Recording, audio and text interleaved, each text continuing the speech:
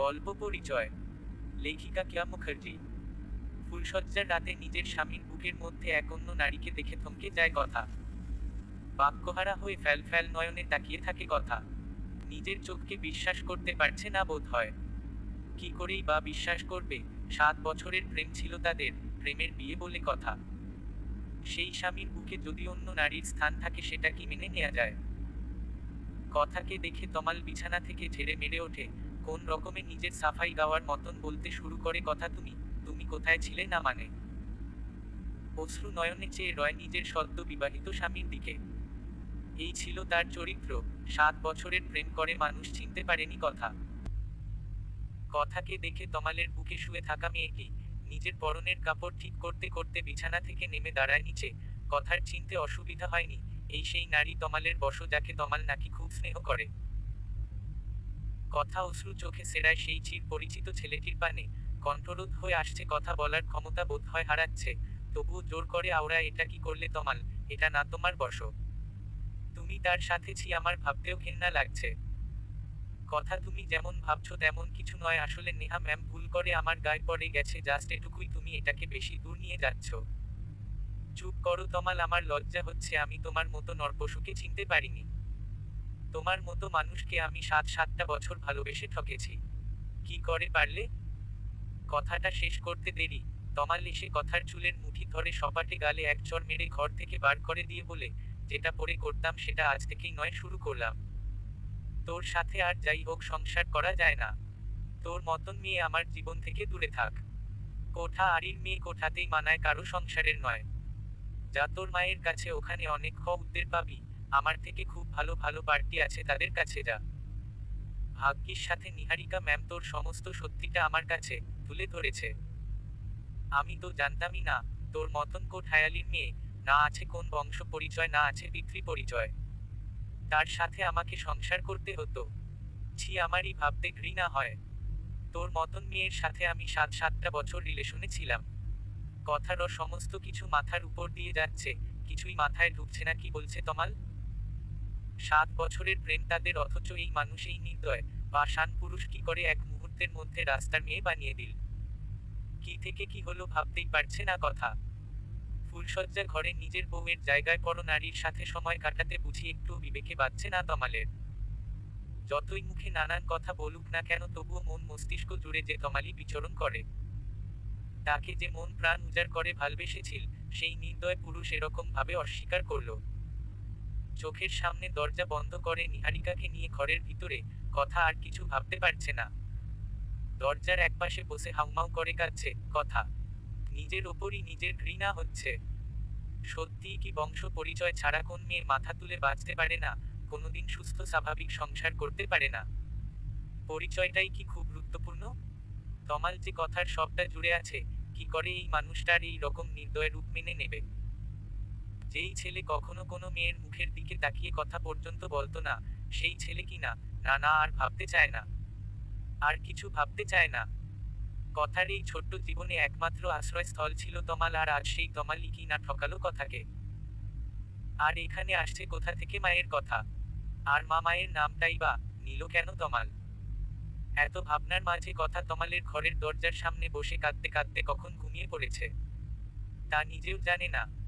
রাত পেরিয়ে দিন হলো, নতুন দিনের সূচনা। তার সাথে কথার জীবনের যুদ্ধরও সূচনা নতুন ভোরের। দরজা খুলে তমাল বাইরে আসতেই দেখতে পেল কথা দরজার কোণ ঘেঁষে দেয়ালে মাথা দিয়ে গভীর নিদ্রায় মগ্ন। কথার এরকম অবস্থা দেখে বুকের মধ্যে খচখচ হলেও কিছু করার নেই। আর যাই হোক, এরকম মেয়ের সাথে তো সংসার করা কখনোই সম্ভব না। আবার একই কথা মাথায় ঘুরছে। এক বালতি জল নিয়ে এসে কথার মুখে ছুঁড়ে মারল।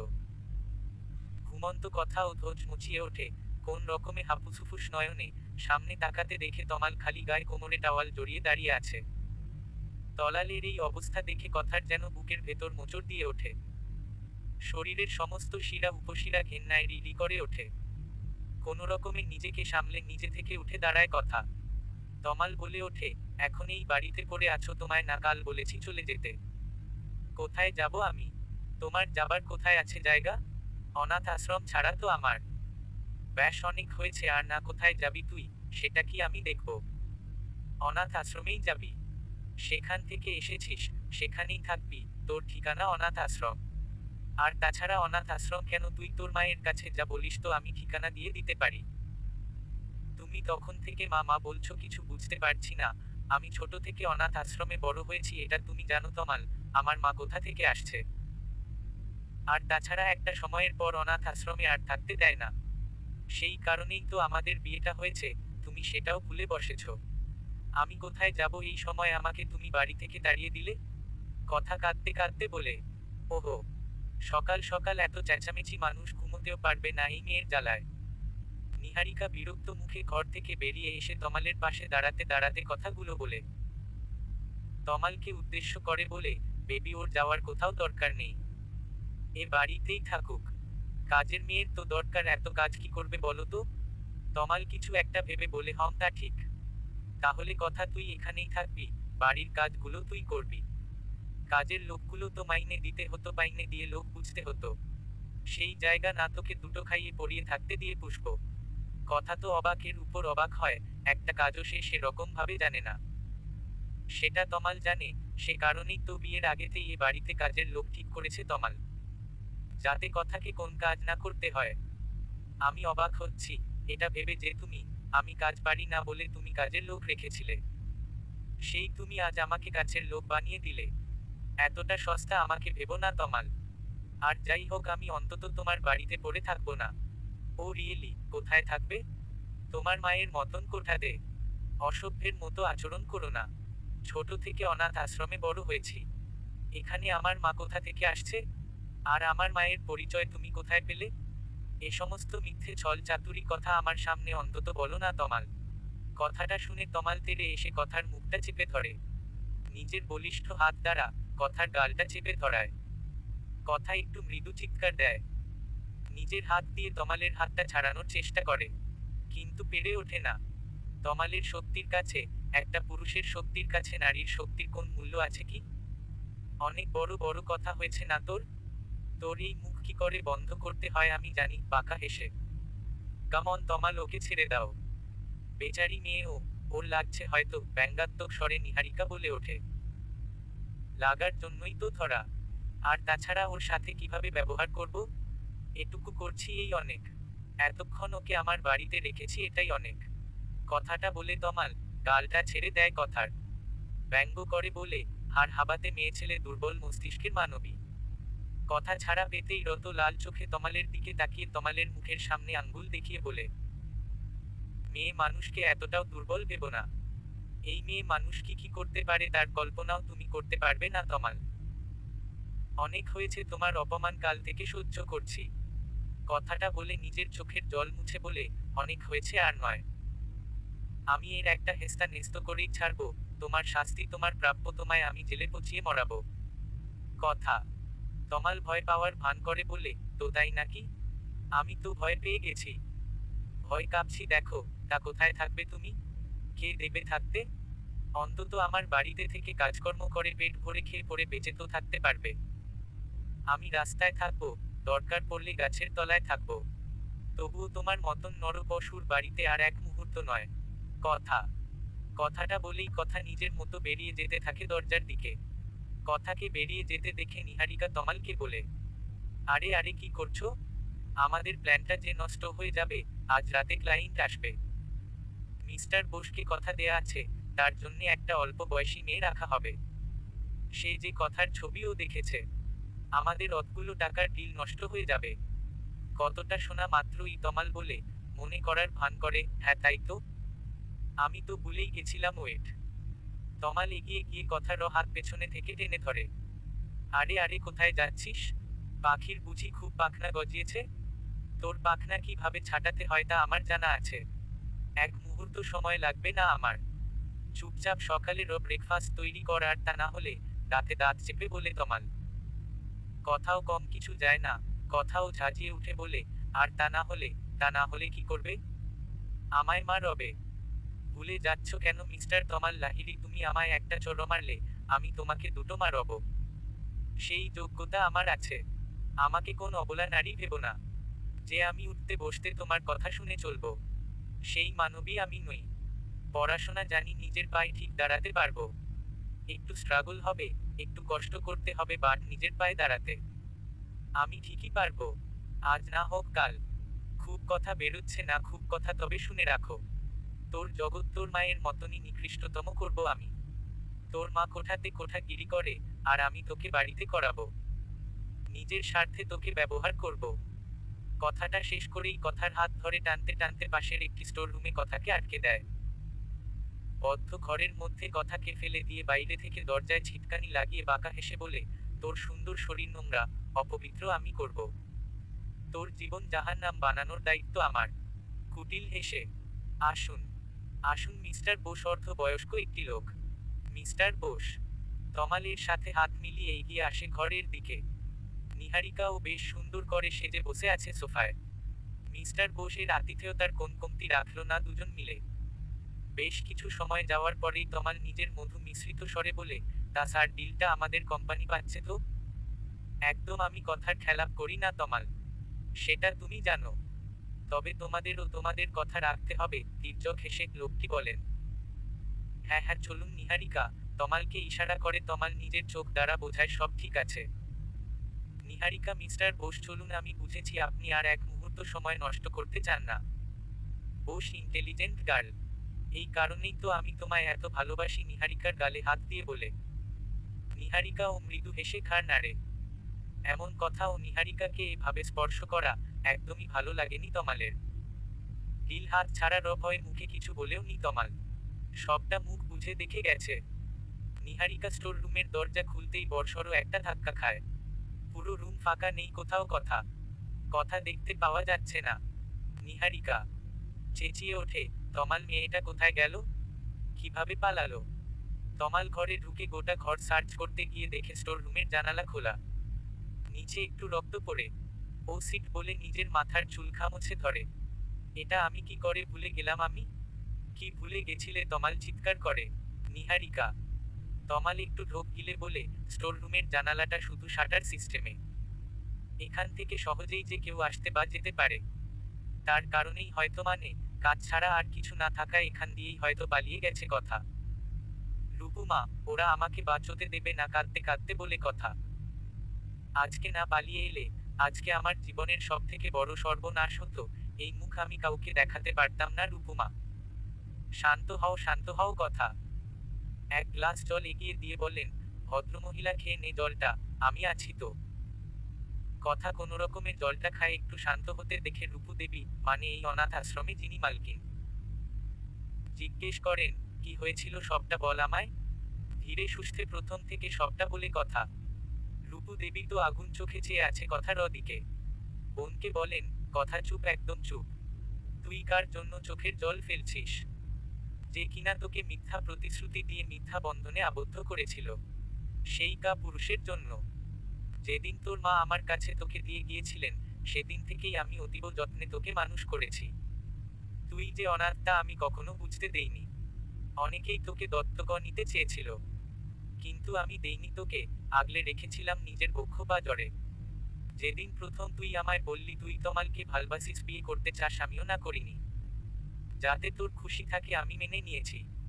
কিন্তু এখন যখন তুই চিনলি তমাল কেমন তা জেনেও তুই কাঁদছিস। এত দুর্বল তো তুই ছিলিস না কখনো। কথা থমকায়, একই কথা কানে বাজে রূপু দেবীর বলা, যে তোর মা তোকে আমার কাছে রেখে গিয়েছিল। কথাকে চুপ থাকতে দেখে রূপু দেবী বলেন, তোর এই লড়াইয়ে আমি তোর পাশে আছি। আর তাছাড়া আর কিছুদিন অপেক্ষার পালা খালি। অর্ণব আসছে দেশে, তারপরেরটা আমরা তিনজন মিলে সলভ করব। কথার কানে যেন কিছুই ঢোকেনি। রূপু দেবীর হাত আঁকড়ে ধরে বলে, মা, আমার মা আছে, তুমি কি বললে?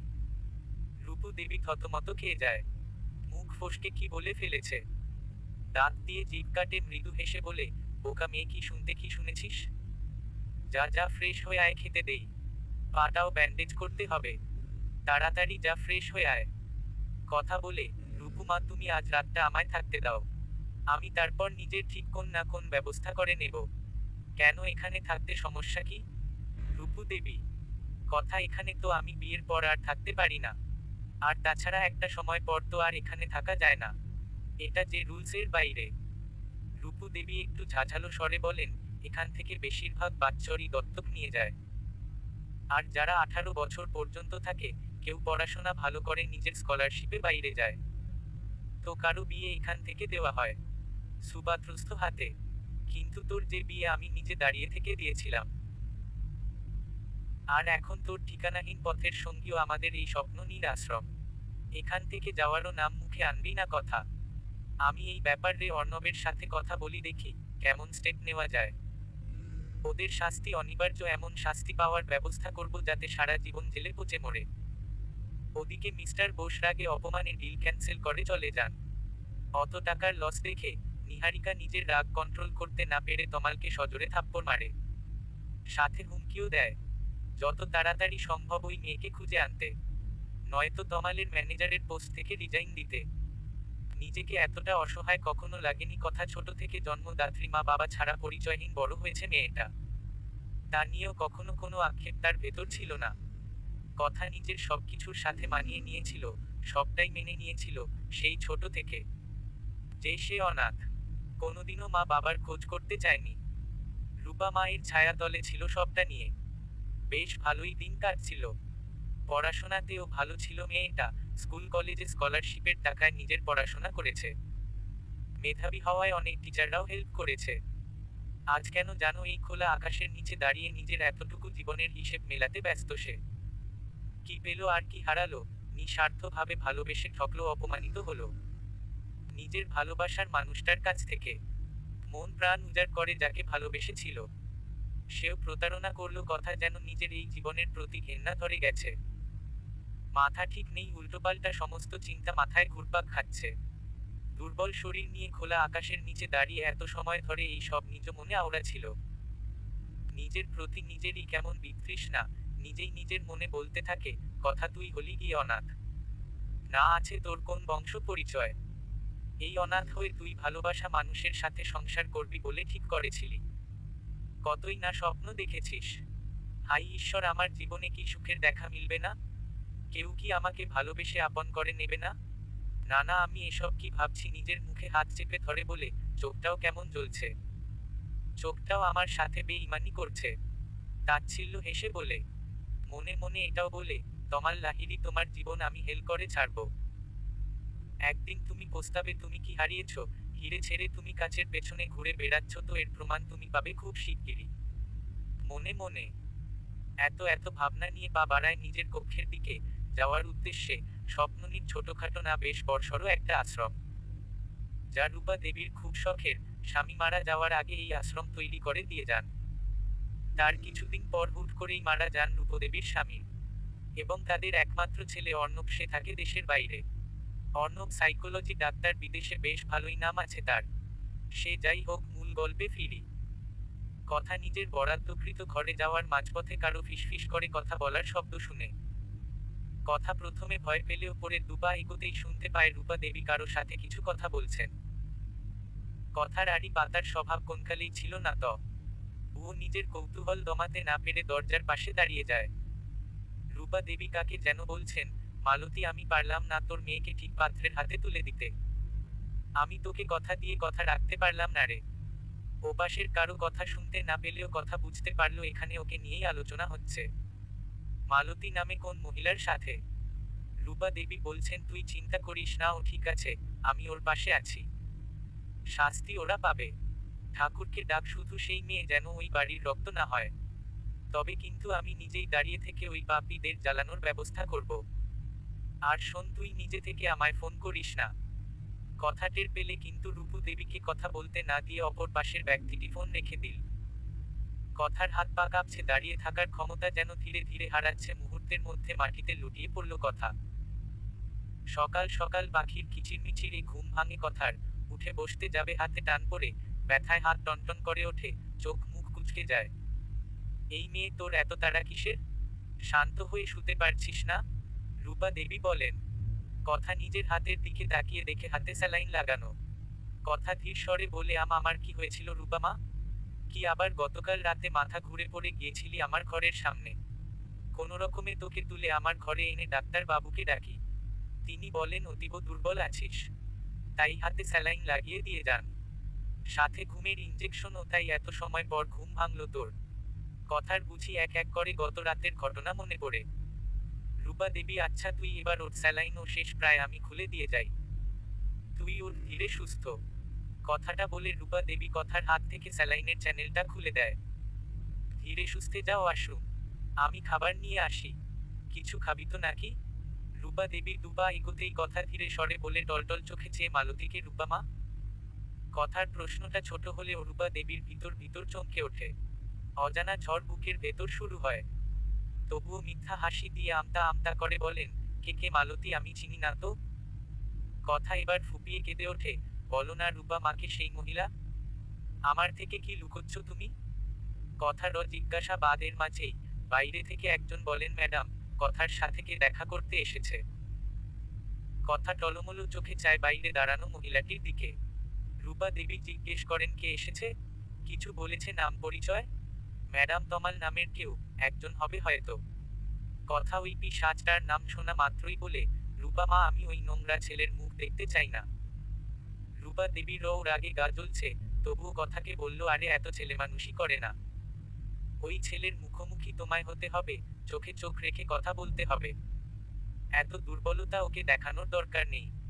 কথা অসহায় মুখ করে বলে রূপা মা, চুপ কর, আর একটাও কথা আমি তোমার মুখ থেকে শুনতে চাই না। ধীরে সুস্থে আয়, আমিও দেখতে চাই আর কত নিচে নামতে পারে ওই অপদার্থটা। নিচে তমাল বসে আছে। বসে আছে বললে ভুল হবে, গোটা ঘর পায়চারি করছে। দূর থেকে রূপা দেবী লক্ষ্য করেন তীক্ষ্ণ দৃষ্টিতে। ধীর পায়ে নিচে নেমে আসে। এসে বড়সড় অবাক হয় নিহারিকাকে দেখে, তবুও নিজের অবাকটা লুকিয়ে তীক্ষ্ণ দৃষ্টি তমালের পানে নিক্ষেপ করে। রূপা দেবীর পিছন পিছন কথাও আসে। তমাল রূপা দেবীর পিছনে কথাকে দেখে রীতিমতো তেড়ে যায়। কথার বাহু টেনে ধরে বলে কোন সাহসে পালিয়ে এসেছিস, খুব পাখনা গজিয়েছে না। কথা এক ঝাড়া মেরে নিজের হাত সরিয়ে নেয় তমালের হাত থেকে এবং উচ্চস্বরে চেঁচিয়ে বলে মিস্টার তমাল লাহিড়ী আমি আপনার হুকুমের দাসী নই।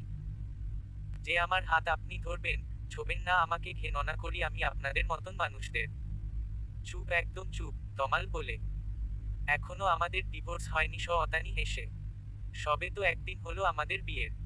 ডিভোর্স কি করে দেবে তুমি? কোন করতে হবে? কে বলল ডিভোর্স দেব? আমার যার সাথে বিয়ে হয়েছিল সেই লোক তো আমার বিয়ের রাতেই মারা গেছে। 10 দিন গেলে তার শ্রাদ্ধ করে গঙ্গার স্নান করে শুদ্ধ হব আমি। কথা তমাল কারো তোয়াক্কা না করে কথার গালে চড় মারতে হাত ওঠাতেই কথা সেই হাত ধরে ফেলে। কথার এই রূপ যেন তমাল আগে কখনো দেখেনি, স্তব্ধ হয়ে গেছে। কথা নিজের রাগ, অভিমান, ক্ষোভ আর কন্ট্রোল করতে না পেরে নিজেই তমালের গালে সপাটে থাপ্পড় মেরে মুখের সামনে আঙুল তুলে বলে, তমাল লাহিড়ী মেয়ে মানুষকে অত দুর্বল ভেবো না। একটা নারী যেমন শখের পুরুষের জন্য ঘর ছাড়তে পারে, তেমন একটা সময় সেই শখের মানুষকে নর পশুর স্থানে বসিয়ে হত্যাও করতে পারে। বেরিয়ে যাও এখান থেকে। তোমাদের মতন অপবিত্র মানুষ এই পবিত্র স্থান নোংরা করো না। তমাল তেড়ে যেতে গেলে রূপা দেবী বলেন কথা কি বলল শোনোনি? বেরিয়ে যাও তোমার এই পাগল গার্লফ্রেন্ডকে নিয়ে। নিহারিকা মিমি, তুমি আমায় এমন বলতে পারলে? আমি না তোমার কত আদরে। তমাল এবং কথা দুজনেই চেয়ে আছে নিহারিকা এবং রূপা দেবীর দিকে। রূপা মা তোমরা কি আগে থেকে দুজন দুজনকে চেনো? কথা রূপা দেবী অমায়িক হেসে বলেন, কিছু সময় আগে অবধি জানতাম যে ও আমার মৃত বোনের মেয়ে, তবে এখন আর চিনি না। কথা অবাক হয়ে বলে মানেটা বলতে গেলে অনেক পুরনো ক্ষত আবার তাজা হবে। কিন্তু আজ আমি চাই কথা তোর সবটাই শোনা দরকার। আজ কিছু সময় আগেই তুই আমাকে জিজ্ঞেস করেছিলি না যে মালতীকে? আমি এড়িয়ে গিয়েছিলাম তোর প্রশ্নটা। তবে আর নয়, তোর সবটা জানা দরকার। আর তার সাথেও যে তুই কোন কোঠার মেয়ে নয়। তোর রক্ত পবিত্র, কোন নোংরা নোস তুই। কথা শুনে স্তব্ধ অবাক চোখে চেয়ে আছে রূপা দেবীর দিকে। রূপা দেবী ধীরে ধীরে বলা শুরু করেন, তোর মা মালতী ছিল আমার ছোটবেলার বান্ধবী। আমার তাড়াতাড়ি বিয়ে হয় সেই থেকে তোর মা মালতীর সাথে খুব করে সাক্ষাৎ হয়ে ওঠে না। আমার ছেলে অর্ণব জন্ম নেবার বছর 2 পরে তোর মা মালতীর বিয়ে হয়। বিয়ের 4 বছর বাদে মালতী এবং প্রতাপের ঘর আলো করে জন্ম হয় তোর। তখন আমার অর্ণবের বয়স সবে 6 বছর। বেশ ভালোই চলছিল তোকে নিয়ে তাদের ছোট্ট সংসার, কিন্তু বিপত্তি বাধে ওই কালবৈশাখীর রাত। প্রতাপ অফিস থেকে বাড়ি ফিরছিল। কালবৈশাখীর রাত, প্রচুর ঝড় বৃষ্টিতে গাড়ি চালাতে হিমশিম খায় প্রতাপ। ড্রিঙ্ক করার কারণে চোখে ঝাপসা দেখে এমন সময় গাড়ি গিয়ে পড়ে খালে। গোটা এলাকায় খবর ছড়ায় ভোর রাতে, কিন্তু কি আর করার, প্রতাপ ততক্ষণে শেষ নিঃশ্বাস ত্যাগ করে ফেলেছে। রূপা দেবী এতটুকু বলে একটু গভীর নিঃশ্বাস নিলেন, আবার বলতে শুরু করলেন, তারপর শুরু হয় তোর মা তোকে নিয়ে বাঁচার লড়াই। কথা বিশ্বাস কর, তোর মা আর বিয়ে করতে চায়নি, কিন্তু বয়স ছিল অল্প, তোর দাদু আবার জোর করে বিয়ের জন্য। আর আমারও তখন মনে হয়েছিল নিহারিকার বাবা মানে আমার বোনের স্বামীর থেকে ভালো আর কোথাও পাত্র পাবো না। নিহারিকারও তখন বয়স 5 বছরের, মেয়ে মা ছাড়া একা বড় হওয়া বড়ই কষ্টের। আমার মনে হয়েছিল মালতী ছাড়া ভালো কেউ হবে না নিহারিকার মায়ের জায়গায়। নিহারিকার মায়ের অভাব পূরণ করবে মালতী। আমার মৃত বোনের একমাত্র সম্পদ, তার মেয়েকে আগলে রাখতে পারবে মালতী। তাই আমিও জোর করলাম এক প্রকার। নিহার বাবা অজিত এর সাথে মালতীর বিয়ে হলো নির্বিধায়, কিন্তু বিপত্তি বাঁধলো তাদের বিয়ের কিছু মাস পর থেকে নিহারিকা তোকে সহ্য করতে পারত না। মালতীর নামে অজিতের কাছে মিথ্যা বিচার দিত। একটু একটু করে নিহারিকা পাগলামো বাড়তে শুরু করলো। ততদিনে মালতীর কোল জুড়ে আরো এক ছোট্ট শিশুর আগমন। এই খবর যেন নিহারিকা 5 বছরের মেয়েটা মেনে নিতেন পারে না। মালতীর কোলে তখন নবজাতক শিশুটিকে দেখে পাগলামো করলেও তোকে সহ্য করতে পারে না মোটেই। অত ছোট বাচ্চা হুমকি দেয় যে তোকে ওই বাড়ি থেকে সরাতে হবে। মালতী যেন তোকে আদর না করে, তোকে যত্ন না করে, শুধুমাত্র নিহারিকা আর ওর বাবার নবজাতক শিশুকেই যেন সব ভালোবাসা দেয়। তারপর রূপা দেবীকে বলতে না দিয়ে কথা নিজেই বলে, তাচ্ছিল্য হেসে, আর তারপর আমার ঠিকানা হয় এই অনাথ আশ্রম। মাতৃহীন, পিতৃহীন, পরিচয়হীন। কথাটা বলতে বলতেই কথা আবার সেন্সলেস হয়ে যায়, এত সত্যি কথায় হজম হয় না। আজ 7টা দিন পেরিয়ে গেছে। সেদিনের পর থেকে কথা ঘর থেকে বের হয় না, কারো সাথে কথা বলে না, কেন ঠিকমতো খাওয়া দাওয়া করে না, সব সময় আনমনা হয়ে থাকে। আজ 7 দিন পর কথা নিজের রুম থেকে বের হয়, কারো সাথে কোন রকম কথা না বলেই কাঁধে একটা ব্যাগ ঝুলিয়েই বাইরে চলে যায়। সেই সময়ে রূপা দেবী আশেপাশে ছিলেন না।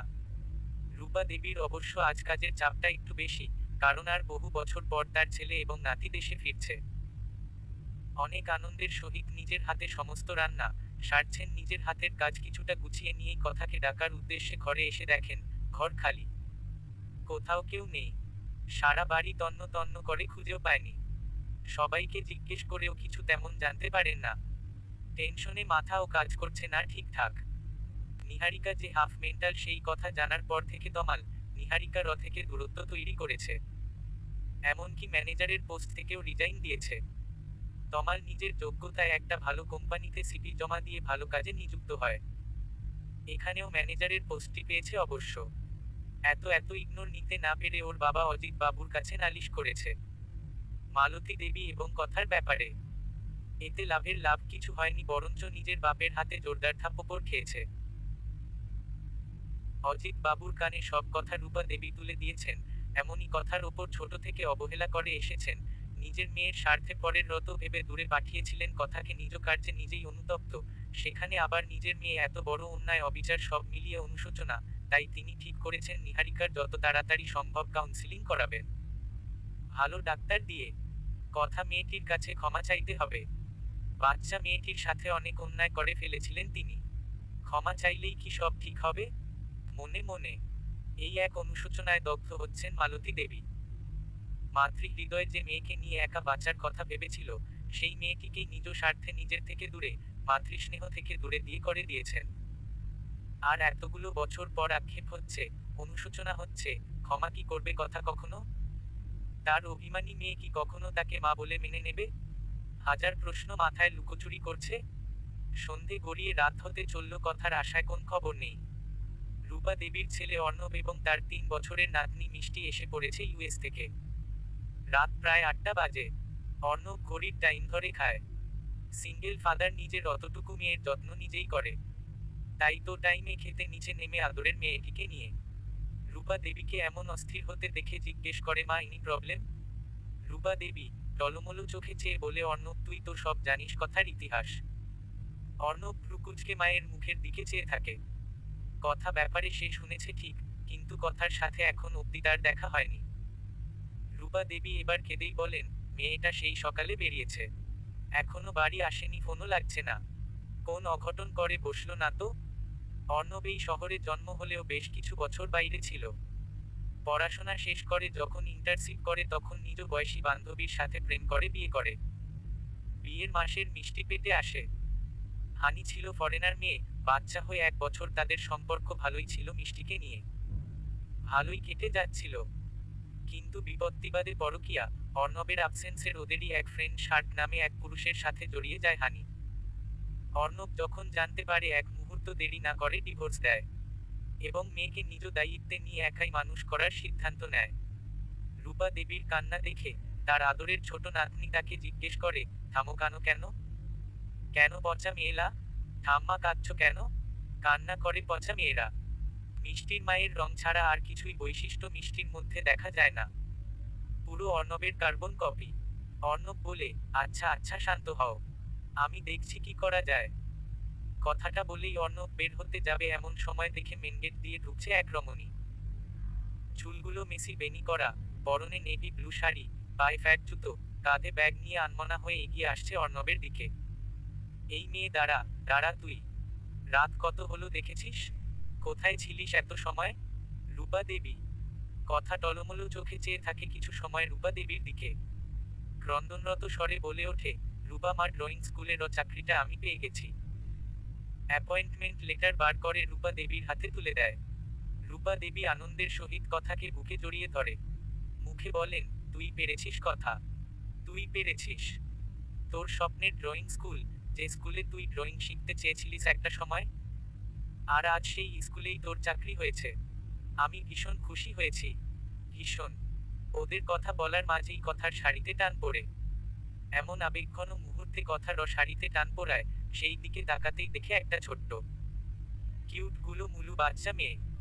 কথা অবাক চোখে চাইতেন বাচ্চাটি বলে উঠল, তোলে নাও মানে কোলে নাও। কথা প্রথমে বুঝতে না পারলেও পরে ঠিকই বোঝে যে বাচ্চা মেয়েটি কোলে নিতে বলছে। রূপা দেবী কথাকে ছেড়ে দাঁড়ায়, কথাও বাচ্চা মেয়েটার দিকে হাত বাড়াতেই বাচ্চাটি যেন ঝাঁপিয়ে পড়ে কথার কোলে। কথা রকলে উঠেই চোখের জল মুছে দিয়ে বলে, বাবা বলে পতারা কাঁদে, বাবা বলে পোচারা কাঁদে। কথাকে কিছু বলতে না দিয়ে বাচ্চা মেয়েটা বলে, পাপা বলে সব সময় হাঁটতে হয়। হাসো তুমি। কথা বাচ্চাটির এমন আদরের কথায় হেসে দেয়। বাচ্চা মেয়েটিও হাততালি দিয়ে নেচে ওঠে, কি মোদা মাম্মা হাসতে, কি মজা মাম্মা হাসছে। রূপা দেবী নাতনির কথা শুনে নিজেও ফিট করে হেসে দিয়েছে। কথাও হুহু করে হাসছে মিষ্টিকে আদর করতে করতে। অর্ণব এক কোণে চুপটি করে দাঁড়িয়ে এতক্ষণ এদের দৃশ্য দেখছিল, মুখে কোনরা কাটেনি। কথা রূপা দেবীকে জিজ্ঞেস করে, কে রূপা মাকে এই বাচ্চাটা? রূপা দেবী উৎফুল্ল হয়ে বলেন, আরে ও তো আমার নাতনি রে, অর্ণবের মেয়ে। কথা তাই শুনে মৃদু হাসল। মুখে বলল, অনেকটা বড় হয়ে গেছে। তোমার মুখে ছোট থেকে এত গল্প শুনেছি, এই প্রথম ওকে চোখে দেখলাম। অর্ণবকে দেখে রূপা দেবী বললেন, বুঝতে পেরেছি তুই খুব টায়ার্ড বাবা। তোকে আর বেরোতে হবে না, কথা তো চলে এসেছে। ওর সাথে পরিচয় হয়ে নি কথা। এটা কথা। কথাও হচ্ছে আমার ছেলে অর্ণব।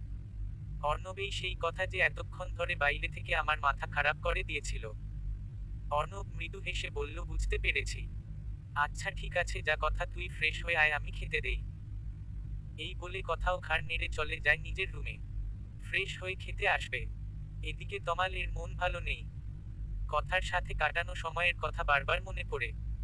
এতদিন কথাকে কতই না অপমান করেছে, কত তুচ্ছ তাচ্ছিল্য করেছে। আজ ভাবলেই নিজের উপর নিজেরই কেমন রাগ হচ্ছে। এতদিনের প্রেম ছিল। নিহারিকার সাথে সম্পর্কে লিপ্ত হওয়ায় তমাল এখন মনে মনে প্রচুর আক্ষেপ। সে এখন দিন রাতি একটাই কথা ভেবে চলেছে, কেন যে নিহারিকার ফাঁদে পা দিয়েছিল। 7 বছরের প্রেম ছিল কথার সাথে। কি করে এক মুহূর্তে সবটা ভুলে গেল। এখন কি কথা ওকে মেনে নেবে? এখন যে কেবল কথার কথাই বারবার মনে পড়ে। কথার সঙ্গ চাই তমালের মন। তবুও মনে মনে ফন্দি আটে যে কথাকে যে করেই হোক না কেন, আবার নিজের সংসারে ফিরিয়ে নিয়ে আসতে হবে। সেটা যদি হয় ইমোশনাল ব্ল্যাকমেইল তো তাই সই। বাঁকা হেসে মিষ্টি তো কথাকে পেয়ে সে কি আনন্দ। যেন মনে হচ্ছে কতদিনের চেনা। কথাকে মাম্মা মাম্মা বলে বলে এক মুহূর্ত বাকি রাখে না। সব সময় কথা আসা থেকে শুরু করে এখনো অবধি কথার ঘর সে ছাড়ছে না। সে নাকি কথার সাথেই খাবে, কথার সাথেই শোবে। কথা ফ্রেশ হয়ে না আসা অবধি মিষ্টিও বসেছিল না খেয়ে, সে নাকি মাম্মারও সাথে খাবে। কোনো ক্রমে নিজের বাপের কথা শুনেনি মিষ্টি। খাওয়াটা তো কোনো রকমে হলেও, এখন বাদ সাধল ঘুম, সে নাকি কথার সাথে ঘুমাবে। অর্ণব হাজার বুঝেও কিছুতেই কিছু করতে পারছে না। মিষ্টিকে ছাড়া তো অর্ণবের ঘুম হয় না। এত বছর ধরে মেয়েটাকে একা মানুষ করছে, মেয়েকে ছাড়া এক মুহূর্ত থাকতে পারে না। সেখানে মেয়ে তাকে ছাড়া শোবে বলছে, এটা কি করে মানা যায়? মিষ্টি, যাও গিয়ে বিছানায় ওঠো। কোন জেদ নয়। অর্ণব: না না, আমি মাম তাতে তবু মাম্মারও সাথে শোবো। মিষ্টি: এত জেদ ভালো নয়, আমি যেটা বলেছি সেটা করো। কোন কথা শুনতে চাই না আমি তোমার মুখ থেকে। মিষ্টি ধমকে: আচ্ছা, ও যখন কথার সাথে শুতে চাইছে শুক না, সমস্যা কোথায়? রূপা দেবী: কি করে বোঝাবো মা তোমাকে, মেয়েটাকে নিয়ে একা বিদেশে ছিলাম, সর্বক্ষণ আগলে রেখেছি, মেয়েকে ছাড়া যেন এক মুহূর্ত চলে না। দেখছি সে তো মেয়েটাও জেদ করছে, কথাকে ছাড়া শোবে না। ঝামেলা করে লাভ আছে, তুই শুতে দে। কি আর করার। অর্ণব মুখ বুঝে মেনে নিল, কথার সাথে গিয়ে ঘুমালো মিষ্টি। কথা তো মিষ্টিকে আদর করে, মাথায় হাত বুলিয়ে গল্প শুনিয়ে ঘুম তো পাড়িয়ে দিয়েছে। এদিকে যে মিষ্টির বাবা অর্ণবের চোখে ঘুম নেই। সে যে মেয়েকে ছাড়া কিছুতেই ঘুমাতে পারছে না। বিছানায় এই প্রান্ত থেকে ওই প্রান্ত করে চলেছে। যখন ঘুম এলো না, লাস্টে বিছানা ছেড়ে উঠেই পড়ল। আধ ঘন্টা যাবৎ কথার ঘরের সামনে দাঁড়িয়ে রয়েছে অর্ণব। এত রাতে ডাকতেও পারছে না। লাস্টে কোন উপায়ান্ত না পেয়ে দরজার দুবার টোকা দিতেই কথা বেরিয়ে আসে। কথাকে দেখেই বোঝা যাচ্ছে কথা ঘুমায়নি, হয়তো কিছু করছিল ভেতরে। অর্ণবকে দেখে এত রাতে থতমত খেয়ে যায় কথা। আমতা আমতা করে জিজ্ঞেস করে, আপনি আপনি এত রাতে? আসলে মেয়েটাকে ছাড়া আমার ঘুম আসছে না, ও কি ঘুমিয়ে গেছে? অর্ণবের সোজা উত্তর। কথা মাথা নেড়ে হ্যাঁ বলে। অর্ণব ঘরের ভেতরে উকি ঝুঁকি মারছে, মিষ্টিকে দেখবে বলে। কথা বুঝতে পেরে বলে, আপনি ভিতরে আসুন, সমস্যা নেই। অর্ণব বলে, আচ্ছা, আপনি যদি কিছু মনে না করেন, আমি ওকে নিয়ে যেতে পারি। কথা মৃদু হেসে মাথা নাড়ে, নিয়ে যেতে সম্মতি দেয়। অর্ণব কোন দিক না তাকিয়ে মিষ্টিকে কোলে নিয়ে হাঁটা দেয় নিজের ঘরের দিকে। কথা তাদের বাপ মেয়ের এত ভালোবাসা দেখে চোখ জ্বালা করে ওঠে। মনে মনে ভাবে, ওরও তো একটা পরিবার ছিল, মা ছিল, বাবা ছিল, সবটাই ছিল। তাচ্ছিল্য হেসে, বাবা মারা যাওয়ার পর মায়ের সুখের সংসার হলো, আর আমার বাসস্থান হলো অনাথ আশ্রম। কথা মনে মনে বলে, আমার খুব জানতে ইচ্ছে করে, ওই মহিলাকে জিজ্ঞেস করতে ইচ্ছে করে, কখনো কি ওই মহিলার ইচ্ছে হয়নি যে একটু মেয়েটার খোঁজ নেই? আমাকে যদি বুঝিয়ে বলতো, আমি কি বুঝতাম না? ঠিকই বুঝতাম। কিন্তু এতদিন মা থেকেও নিজেকে অনাথ ভেবে লোকের তুচ্ছ তাচ্ছিল্য পেয়ে আজ যদি জানি যে নিজের মা আছে, সেই মাকে কি মেনে নেওয়া যায়? কথাতেই তো আছে, কুসন্তান যদিও হয়, কুমাতা কখনো নয়। আমি তো খারাপ সন্তান ছিলাম না, তাহলে কেন আমার কপালে এত কিছু রেখে দিলে ভগবান? কথার এই আহাজারি কি কখনো কেউ বুঝবে? কেউ কি সামলাবে কথাকে? নিজের মতো আগলে নেবে? কথার ঘুম ভাঙে মিষ্টির কান্নার শব্দে। বাচ্চা মেয়েটা কথার ঘরের দরজা জোরে জোরে বাড়ি মারছে আর কাঁদছে। কান্নার চোটে কিছু বলতেও পারছে না। কথা দোচমচিয়ে উঠে পড়ে বিছানা ছেড়ে ছুটে গিয়ে ঘরের দোর খুলতেই দেখে বাচ্চা মেয়েটা কেঁদে কেঁদে মুখ চোখ লাল করে ফেলেছে। কথাকে দেখা মাত্রই কথার কোলে ঝাঁপিয়ে আসে। কথা ও সস্নেহে আগলে নেয়, মুখে নানান কথা বলে চুপ করার জন্য। মিষ্টি কথার কোলে এসেই চুপ, মুখে আর কোন সাড়া নেই। কথাকে ঝাপটে ধরে আছে। আর অপর দিকে অর্ণব ও রূপা দেবী অবাক চোখে চেয়ে আছে মিষ্টির দিকে। অর্ণবের মুখের ভাবটা বেশ অসহায় লাগছে কথার কাছে। উস্কো খুস্কো চুল, টি শার্ট উল্টো পরা, চোখে চশমাও নেই। কথা বুঝলো মেয়ের কান্নার দরুন অর্ণব বাবুর এই অবস্থা। সেদিনের পর আজ এক সপ্তাহ মতো হয়ে গেছে। মিষ্টি এখন কথাকে ছাড়া কিছু বোঝে না। মাম্মা মাম্মা করে বাড়ি মাথায় করে। কথারও ড্রয়িং স্কুলের চাকরিতে জয়েন করেছে বেশ কদিন হলো। কথার স্কুলের যাওয়ার সময়ও মিষ্টি জেদ করে। কথা নানা রকম বাহানা করে যায় প্রতিদিন স্কুল। অর্ণব কলকাতার মেডিকেল কলেজের সাইকোলজির প্রফেসরে নিযুক্ত হয়েছে। এখন বিদেশ যেতে চাইলেও মিষ্টি চায় না যেতে। মেয়েটা ছোট থেকে মায়ের আদর ছাড়া বড় হয়েছে। ওটুকুন বাচ্চা হলে কি হবে, ওরও মায়ের জন্য মন কেমন করে। তাই তো কথাকে দেখে কি মনে করে নিজে থেকেই মাম্মা মাম্মা বলে ডাকে।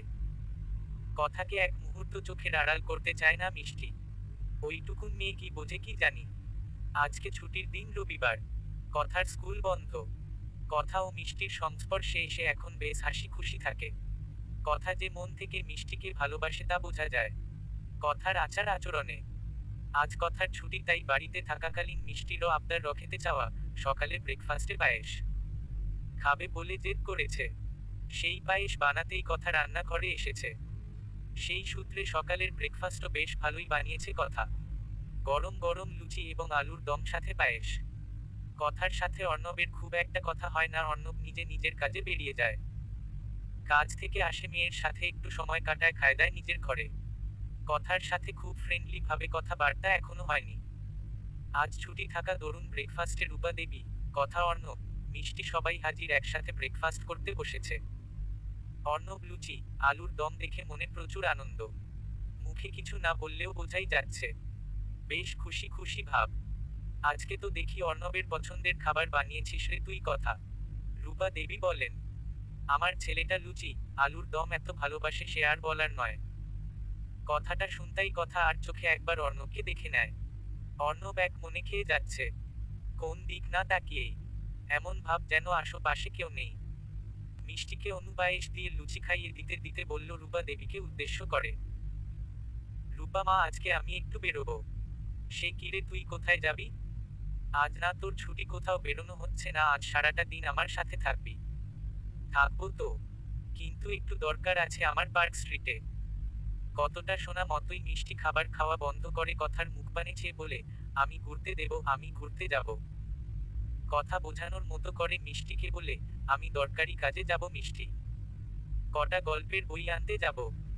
তুমি না রাতে গল্প শুনতে ভালোবাসো? মাম্মা এত গল্প কোথায় পাবে বলতো? তার জন্য কটা গল্পের বই নিয়ে আসবো, বেশ মজার মজার। না না, আমি যাব, আমি যাব।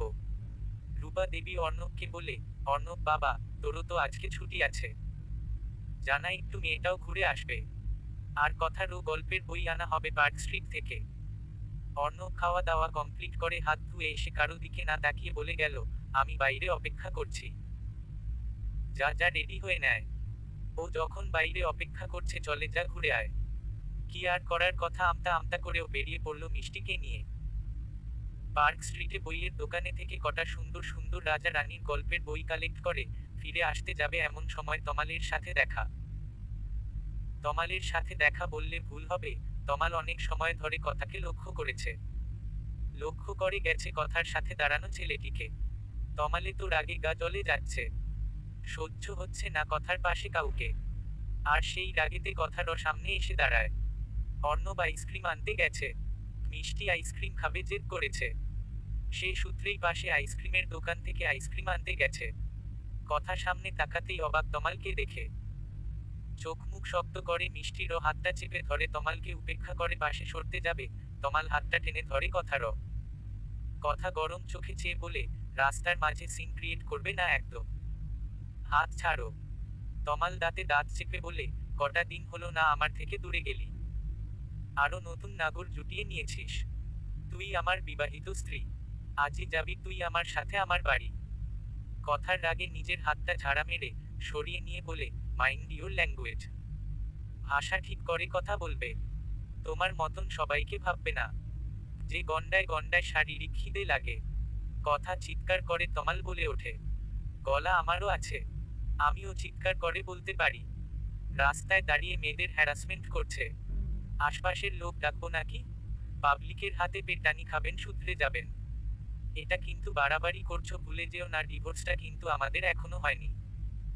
তুমি ভুলে যাচ্ছ আমাদের কিন্তু রেজিস্ট্রি করে বিয়ে হয়নি। কপাল থেকে সিঁদুর মুছে দেব, আপনিও আমার জীবন থেকে মুছে যাবেন। আমি আপনার নামে সিঁদুর তো দূর ছুঁয়েও দেখি না, সেখানে স্বামী হওয়ার আবদার করছেন। নতুন নাগর পেয়েছিস বলে মুখে কথা ফুটেছে না। কই তোর নাগর? তমালের কথার মাঝে অর্ণব এসে হাজির হয়। কথাকে কারো সাথে কথা কাটাকাটি করতে দেখে অর্ণব এগিয়ে এসে বলে, কি হয়েছে মিস, কথা কিছু হয়েছে? এই ব্যক্তিকে চেনেন?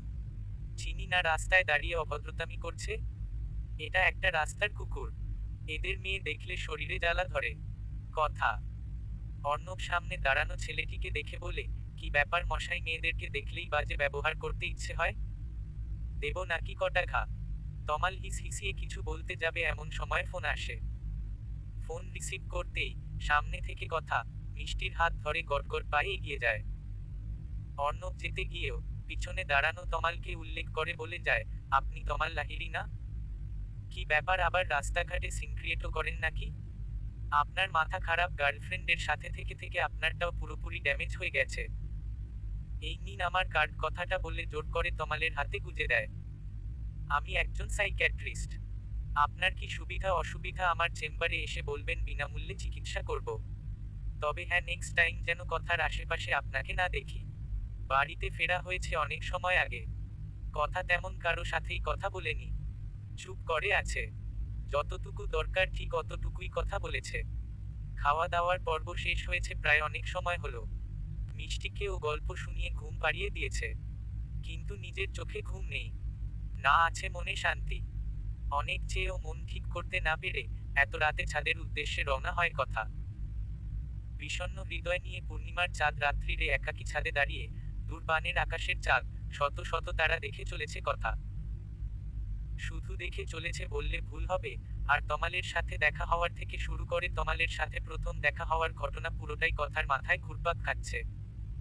একটা সময় এমন ছিল যে তমালকে না দেখলে কথার দিন কাটতো না। তমালের সাথে কথা না বললে কথা রাত্রে ঘুমাতে পারতো না।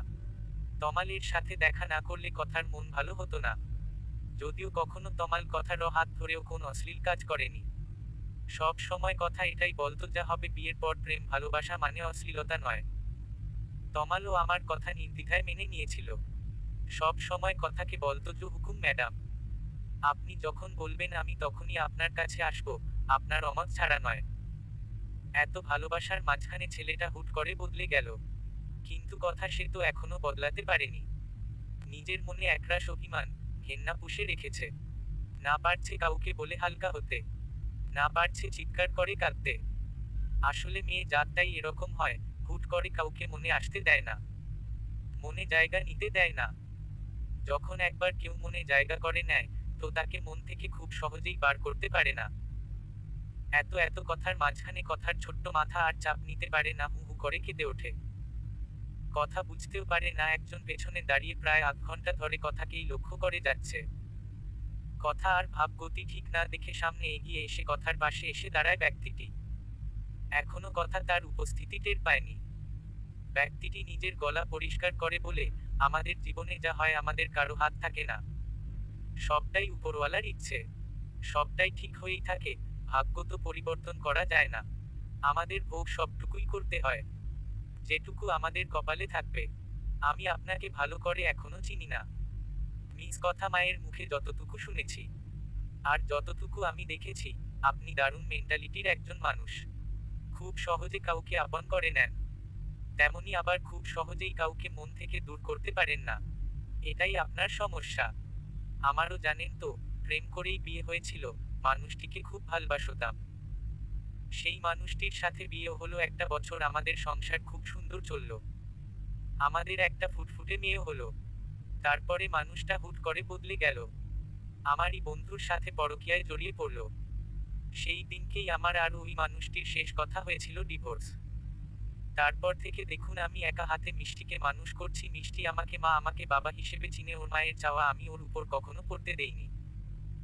আপনি হয়তো ভাবছেন আমি কথা খুব কম বলি, গম্ভীর ব্যক্তিত্বের মানুষ ডাক্তার সাহেব, আমি কেন আপনাকে হুট করেই কথাগুলো বলছি। কথা নীরবে অন্যদের দিকে তাকায়, আসলেই কথার মাথায় এটাই চলছিল। আমার এই ঘটনাটা আপনাকে বলার কারণ হচ্ছে, আপনাকে যাতে কিছুটা স্ট্রং করতে পারি, কিছুটা মেন্টালি সাপোর্ট দিতে পারি। রাস্তায় বেরিয়ে দেখুন আপনার থেকেও মানুষের অনেক অনেক সমস্যা, অনেক অনেক প্রবলেম, তবুও তারা নির্দ্বিধায় জীবন যাপন করছে। সেই সব মানুষ যদি নির্দ্বিধায় বাঁচতে পারে, তাহলে আপনি কেন পারবেন না? আজকে রাস্তায় যার সাথে দেখা হয়েছিল ওটা ছিল তমাল, আমি জানি। কথা অবাক চোখে তাকাই অর্ণবের দিকে। তার সাথে দেখা হওয়ার পর থেকেই আপনার পরিবর্তন আমি লক্ষ্য করছি। আমরা যাদেরকে আমাদের জীবন থেকে ছাঁটাই করে দিতে চাই, তার ছায়া আমাদের উপর পড়লে, তার উপস্থিতি আমাদের সামনে এলে, তাকে ইগনোর করে যেতে হয়। সব সময় সবকিছু নিয়ে মন খারাপ করতে নেই। সামনের মানুষ যদি বুঝতে পারে তার উপস্থিতি আপনার ওপর প্রভাব ফেলেছে, তাহলেও সেই কাজ বারবার করত, তার উপস্থিতি আপনাকে বারবার জানান দেবে। আপনাকে স্ট্রং হতে হবে। আপনাকে নিজের লড়াই নিজে করতে হবে। তবে হ্যাঁ, যদি মেন্টালি সাপোর্ট চান তো আমি আছি আপনার পাশে, একটা ভালো বন্ধু হয়ে। হয়তো সেরকম মজার মজার কথা বলে আপনাকে হাসাতে পারবো না, কিন্তু হ্যাঁ, আমার কিছু গাম্ভীর্যতা স্বভাবে আপনাকে কিছু যুক্তি অবশ্যই দিতে পারি। কথা হেসে ফেলে অর্ণবের কথায়। একটু নিঃশ্বাস নিয়ে ধীর স্বরে বলে, আমার জীবনটা একটা গোলক ধাঁধার মতন হয়ে গেছে, যেদিকে যেতে চাই সেদিকেই দেখি ফাঁকা। আপনি তো সবটাই জানেন ডাক্তার মশাই। অর্ণব নিজের চশমার আড়ালে চোখ পিটপিট করে বোঝায়, হ্যাঁ সে সবটাই জানে। আমি সবটাই জানি। তা বলে আর এখন সেই সমস্ত পুরনো কথা না তোলাই ভালো।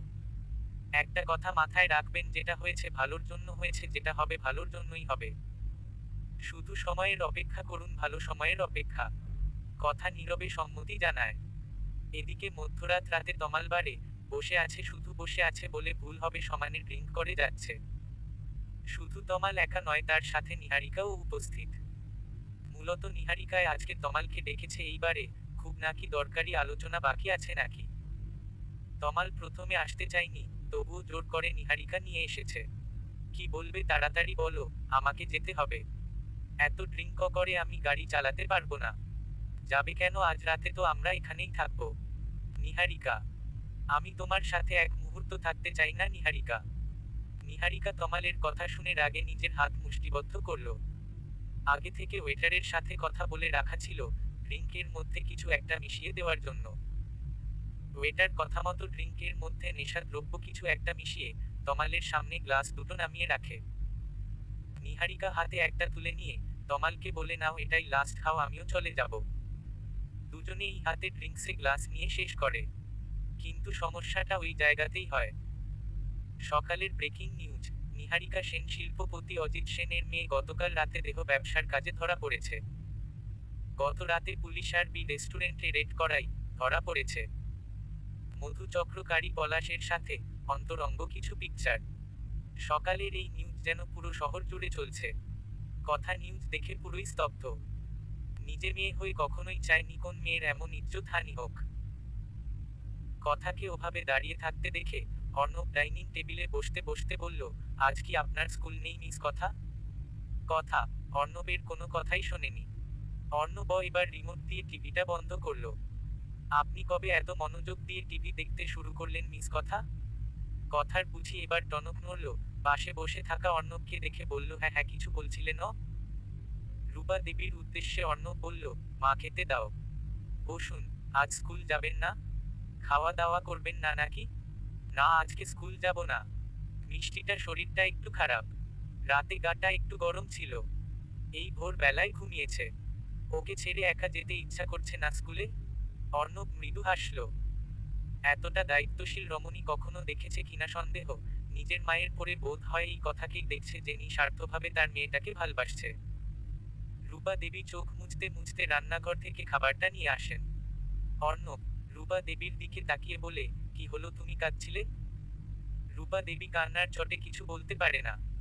কথা রূপা দেবীকে ধরে, রূপা মা চুপ করো। কি হয়েছে, কাঁদছো কেন? মেয়েটার অধঃপতন অনেক আগেই হয়েছিল। আমি চেয়েছিলাম মেয়েটার কাউন্সিলিং হোক। ওর বাবা নাকি কাউন্সিলিং করাতে নিয়েও গিয়েছিলেন। ডাক্তার বলেছিলেন যে কিছু দিনের মধ্যে ঠিক হয়ে যাবে। কিন্তু কি করলো, নিজের মান সম্মান সব নষ্ট করে দিল। চোখের জল নিজের হাতে মুছে রূপা দেবী আবার বলেন, কষ্ট একটু লাগে, আমার বোনের অংশ বলে কথা। বলতে তো নিজের ছিল, সে কারণে একটু কষ্ট লাগছে, নিজের বোনের মেয়ের এমন অধঃপতন। দেখ কথা, আমি বলতাম না তোকে, যে কর্ম যেমন করবে তার ফল ঠিক সে তেমনই পাবে। মিলল তো? অর্ণব এত সময় নীরব দর্শকের ভূমিকায় ছিল।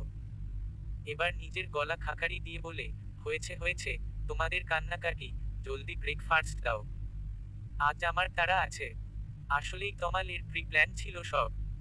তমাল জানতো আজ নিহারিকা কিছু একটা করত, তাই নিজেই এমন করলো। ওই বারের ওয়েটারের থেকে তমাল খবর নিয়ে জানতে পেরেছিল আজ নিহারিকা তমালকে করা ডোজের ড্রাগ দিত, যেই ড্রাগে তমালের মৃত্যু নিশ্চিত ছিল। তাই তো তমাল সেই ওয়েটারকে দিয়েই নিহারিকাকে অচেতন হওয়ার ওষুধ মিশিয়ে খাইয়ে দিয়েছিল। ওয়েটার ড্রিঙ্কের গ্লাস এগিয়ে দিতেই তমাল এবং নিহারিকা দুজনেই খেয়ে নেয়। আর কিছু সময়ের মধ্যেই নিহারিকা টেবিলে ঢলে পড়ে। তমাল লোক দিয়ে নিহারিকাকে হোটেলের একটা কামরায় ফেলে রেখে আসে। আরবি রেস্টুরেন্টের ওনারের মাধ্যমে পলাশ নামক মেয়ে পাচারকারীর থেকে মোটা অঙ্কের টাকা নিয়ে নিহারিকাকে বেচে দেয়। নিহারিকার অচেতন অবস্থায় পলাশও ফায়দা লোটে। আদিম খেলায় মত্ত হয়। আর এই দিকে ঘন্টা দেড় এক পরে তমাল পুলিশকে কল করে আরবি রেস্টুরেন্টে সার্চ করতে পাঠায়। আর হাতে নাতে ধরা পড়ে নিহারিকা এবং পলাশ। নিহারিকার বেহুশ হয়ে নগ্ন শরীরে গায়ে একটা পাতলা চাদর দেওয়া, আর তার ওপর পলাশ সেই একই চাদর তলে নিহারিকার শরীরে নিজের সমস্ত ভার দিয়ে গভীর ঘুমে মগ্ন। ব্যাস হট টপিক পেয়ে প্রেস মিডিয়া সহ সকলের মুখেই গরম খবর। তমাল এত কিছু করেও নিজের মধ্যে কোন অপরাধ বোধ নেই, একদমই না। মনে মনে বলে সকলের খবর দেখতে দেখতে আমার সাথে লাগতে এসেছিল না, এবার বোঝো কত ধানে কত চাল। বলেছিলাম না লাগতে এসো নাচো, না দেখলে তো কোথায় এনে নামালাম। আজ তোর মতন পাগলের জন্য আমার ভালোবাসার মানুষটাকে ওই নোংরা খেলায় নামাচ্ছিলাম। নে এবার ঠেলা সামলা, আমার জান পাখির ক্ষতি করবি। একা একাই তমাল বীর বীর করছে মুখে। কথা তোমাকে তো আমার কাছে এনেই আমি দম নেব। শয়তানি হেসে, ওই বিলেতি ডাক্তারের এত বাড়াবাড়ি আমি ছোটাবো, দেখো এইবার কি কি করি। অজিত বাবুর করুণ দশা মেয়ের এই অবস্থা মেনে নেওয়ার নয়। আজ বারবার ভাবাচ্ছে একই কথা, আজ অন্যের মেয়ের সাথে এমন দূরছাই ব্যবহার করেছিল বলেই কি এই রমকটা হলো, নিজের মেয়ের এই অবনতি হলো। আসবো, অজিত বাবুর ভাবনার রেশ কাটে। দরজার পানে চেয়ে বলে এসো। নির্ণয় দাঁড়ানো। অজিত বাবু ধীর স্বরে বলেন, কিছু বলবে? নির্ণয় বাপি, আমি বুঝি তোমার কষ্টটা কোথায়। দিদিয়ার এই পরিণতি আমাকেও ততটাই ভেঙে দিয়েছে। আহার কোনো কথা নয়, যাও নিজের ঘরে যাও। ধমকে নির্ণয় মৃদু হেসে বলতে শুরু করে, আর কত চুপ করাবে? মাকে তো সারা জীবন চুপ করিয়ে এসেছো। অজিত বাবু আজ বড়ই অবাক হন ছেলেরও এমন প্রতিবাদ মুখর কথা শুনে। অবাক চোখে চেয়ে থাকে নির্ণয়ের দিকে। কি অবাক হচ্ছ? অবাক হওয়ার এখানে কিছু নেই বাপি। এতদিন দেশে ছিলাম না, কখনো এটাই জানিনি আমার আর একটা দিদি আছে। কখনো তাকে দেখা তো দূর, তার নাম পর্যন্ত শুনিনি। কি ভেবেছিলে তোমার ওই সাইকো মেয়ের জন্য ওই কথা নামক মেয়েটার নাম নিশ্চিহ্ন করে দেবে? আজ বলতে বাধ্য হচ্ছি, তুমি ভীষণ স্বার্থপর, ভীষণ একরোখা মানুষ তুমি। আজ যখন নিজের সন্তানের এমন দুর্দশা হলো তখন তোমার কষ্টে বুক ফেটে গেছে। আর একবার ভাবো তো, ওই পরিচয়হীন কথা নামক মেয়েটার কথা। তোমার আদরের দুলালি, ওই মেয়ের সংসারটা তো নিজে হাতে ভাঙলই। আবার মিস্টার বোসের সাথে ডিল করে। নির্ণয় আর বলতে পারে না। ছি ছি, কতটা অধঃপতন হলে মানুষ এতটা নিচে নামতে পারে। আমি যদি দেশে থাকতাম, দেশের সব খবর জানতাম, তাহলে আজকে এই দিনটা দেখতে হতো না। তোমার আদরের দুলালিরও প্রপার ট্রিটমেন্ট করাতাম। এমন পাগল মেয়েকে কি করে বাইরে ফেলে রেখেছো? এত কিসের ভালোবাসা? মালতী দেবী ছুটে এসে বলে, থামো বাপ আমার থামো। আর বলিস না, এতে ওনার দোষ নেই। নির্ণয় রক্ত লাল চোখে চেয়ে মালতী দেবীকে উদ্দেশ্যে বলে, কেমন মেয়ের রহয়ে সাফাই গাইছো? এতটা পাষাণ কেন তুমি মন, যার জন্য দিনের পর দিন চোখের জল ফেলে গেছো? যেই মেয়েকে অনাথ আশ্রমের বাইরে চুপি চুপি চোরের মতো দেখে আসতে, সেই মেয়ের জন্য কেন কোন স্টেপ নাওনি? কেন এই ভণ্ড সংসার ত্যাগ করনি? মালতী দেবী হু হু করে কেঁদে চলেছেন, তার বুকের ভেতরটা যে ফাঁকা হয়ে এসেছে। তোমার শাশুড়ি অজিত বাবুর মা আজ কতগুলো বছর হলো মারা গেছে, তার ভয়ে যখন তোমার আগের পক্ষের মেয়েকে অনাথ আশ্রমে রেখে আসতে পেরেছিলে, তাহলে সে মারা যেতেই কেন তোমার মেয়েকে এই বাড়িতে নিয়ে আসোনি মা? পরের বাচ্চাকে যদি আগলে রাখতে পারো, তাহলে কেন তোমার আগের পক্ষকেও সমান তালে আগলে রাখতে পারোনি মো? আসলে কি বলতো, তুমিও চেয়েছিলে কথার থেকে মুক্তি, দ্বিতীয় পক্ষ নিয়ে এতটাই মেতেছিলে যে প্রথম পক্ষকে তুমি পুরোটাই ভুলে বসেছিলে। এখনো তো মেয়ে মেয়ে করে, কি হবে এই মেয়ে তোমাকে পাত্তাও দেবে না। কথাটা বলতে মানাতে দেবে একটা চড় মেরে বসে নির্ণয়ের গালে। নির্ণয় চড় খেয়ে এক চুল পরিমাণও নড়েনি, গালে হাত দিয়ে এটুকুই বলে ঘর থেকে বেরিয়ে গেল, আমি যখন এইবার সত্যিটা জানতে পেরেছি, এর শেষ পর্যন্ত আমি ছাড়ব। কথাকে নিজের বোন হিসেবে স্বীকৃতি দেব। ওর পরিচয় আছে, ওর পরিচয় দেব। ওর পরিচয় পাইয়ে দেওয়ার সমস্ত ব্যবস্থা আমি করব। তবে হ্যাঁ, এর জন্য তোমরা রেডি থেকো, কথার সমস্ত প্রশ্নের উত্তর দেওয়ার জন্য তোমরা প্রস্তুত হও। মালতী এবং অজিতের সন্তান নির্ণয়, যে কিনা জ্ঞান হওয়ার পরপরই পড়াশুনোর জন্য বিদেশেই প্রায় সময়টা থেকে কাটিয়েছে। নিহারিকা এরকম কিছু শোনার পর হুট করে কাউকে না জানিয়ে দেশে আসে এবং এসে এত কিছুর সম্মুখীন হয়ে নিজেকে ঠিক রাখতে পারেনি। প্রথমেই নিজের বাবা এবং মায়ের কাছে জবাবদিহি চেয়েছে। কেন কথার জীবনটা এরকম ভাবে বিষিয়ে দিল? দেশে আসার সাথে সাথে এই প্রতিজ্ঞা তো আবদ্ধ হয়েছে কথাকে নিজের পরিবারের স্বীকৃতি দেবে, নিজের দিদিয়ার স্বীকৃতি দেবে, যা এতদিন পায়নি তা কিছুটা হলেও লাঘব করার চেষ্টা করবে। এবং এর জন্যেও সে মাঠে নেমে পড়েছে। কথার সম্বন্ধে বেশ ভালো করে স্টাডিও করেছে। এখন শুধু দেখবার পালা কথা কি মেনে নেবে নির্ণয়কে নিজের ভাই হিসেবে। মাম্মা আমাল খিদে পাচ্ছে। কথা এক মনে খাতা দেখতে ব্যস্ত। মিষ্টির কথায় খাতা দেখা বন্ধ করে বলে, কি খাবেন ম্যাডাম, বলুন। মিষ্টি খিল খিল করে হেসে ওঠে। আচ্ছা আচ্ছা, অত হাসতে হবে না। আমি এই ড্রয়িং করতে দিয়েছি, ওটা করো আগে। আমি আসছি কিছু একটা বানিয়ে। এই বলে কথা রান্না ঘরে এসে খোঁজে কি মজার জিনিস বানাবে। ভাবতে ভাবতে কথার মাথায় আসে যে ময়দা দিয়ে সুজি দিয়ে একটু মালপোয়া টাইপ বানানো যায়। যেমন ভাবা তেমন কাজ। একটা বাটিতে সুজি, মৌরি, চিনি, দুধ সবকিছু রেডি করে এখন ময়দার কৌটা উপরের শেলফ থেকে পারতে গেছে। সেলফটা একটু ওপরে বলে কৌটা হাতের নাগালের বাইরে। তবুও জোর জবরদস্তি করে পা তুলে কোন রকমে ময়দার কৌটা পারতে গিয়ে হাতের নাগালে না আসায় একটা চেয়ার এনে তার উপর দাঁড়িয়ে ময়দার কৌটা পেরে নামতে যাবে এমন সময় নিজের ব্যালেন্স ধরে রাখতে না পেরে ময়দার কৌটা সহ পড়তে নিলেই কেউ একজন পিছন থেকে কথার কোমর ধরে সাপোর্ট দেয় দাঁড়াতে। কিন্তু কথা তো কথাই, হাতে ধরে থাকা ময়দার কৌটা ছেড়ে দেয়। কথার কোমর ধরে সাপোর্ট দেয়া লোকটার হাতেও ময়দার কৌটা বাড়ি খেতেই লোকটাও ব্যথায় হাতটা সরিয়ে নিতেই কথা সহসে মেঝেতে পড়ে। কথা তো ভয় সামনের লোকটিকে না দেখেই। ভয় লোকটির বুকে মুখ গুজে নিজের হাতের ধারালো নখগুলো দিয়ে লোকটির বুকের দিকের শার্ট খামচে ধরে। এমন বেশ কিছু সময় পেরোনোর পর মিষ্টি কোথা থেকে এসে হাততালি দিতে দিতে বলে, ই বাবা, বাবাই এর ওপর মাম্মা বলে গেছে। মাম্মা বাবাইকে হাত বলেছে। অর্ণব যেন অবাক চোখে তাকিয়ে আছে কথার দিকে। এমনিতেই কথা ভয় নাক মুখ কুঁচকে ঝাপটে জড়িয়ে ধরে রেখেছে অর্ণবকে। আর অর্ণব চেয়ে আছে কথার দিকে। এই প্রথম বুঝি এতটা কাছ থেকে দেখলো কথাকে। অদ্ভুত এক অনুভূতি কাজ করছে। অর্ণব নিজেও বুঝতে পারে না এই অনুভূতি এমন কেন। এত এত ভাববার মাঝেই মিষ্টি এবং রূপা দেবীর গলা শোনা যায়। কথা তো কোনো রকমে উঠে দাঁড়ায়। অর্ণবও ধীরে ধীরে উঠে বসে মেঝে থেকে। ইসে কি অবস্থা তোদের? ময়দা মেখে ঘুরে বেড়াচ্ছিস কেন? কথা তো লজ্জায় শেষ, কি বলবে? অর্ণবের মুখের দিকে তাকাতেও পারছে না। অর্ণব নিজের গা ঝাড়তে ঝাড়তে ছুটল ঘরের দিকে। নিজেও কম লজ্জা পায়নি মায়ের সামনে এমন অবস্থাতে। থম্মি থম্মি যেন মাম্মাম বলে গেছে বাবাই এর ওপর। কথারত কাদো কাদো অবস্থা কি করবে কি না ভেবে আমতা আমতা করতে করতে দেই এক দৌড় ঘরের দিকে। এই দিকে অর্ণবার কথার এমন ছুট দেখে রূপা দেবী এত সময় ধরে কতন্ত্রল করা হাসি ধরে রাখতে না পেরে হো হো করে উচ্চস্বরে হেসে ওঠে। বেশ হাসি মজায় দিনটা ভালোই কাটলো। সূর্যি মামা ডুবে গিয়ে আরো একটা নতুন দিনের সূচনা হলো। সকাল হতে হতেই যে যার কাজে রওনা দিল। রূপা দেবীর ও নাতনিকে নিয়ে আশ্রমের বাচ্চাদের নিয়ে বেশ ভালোই কাটলো। পাখিরা যেমন নীড়ে ফেরে সাজবেলায়, ঠিক তেমনি আমরা মানব জাতীয় কাজ শেষে নিজের বাসায় ফিরি। তেমনি এক কথাও বেশ ফুরফুরে মেজাজে বাড়ি আসে। আজ স্কুলের দিনটা বেশ ভালোই কেটেছে।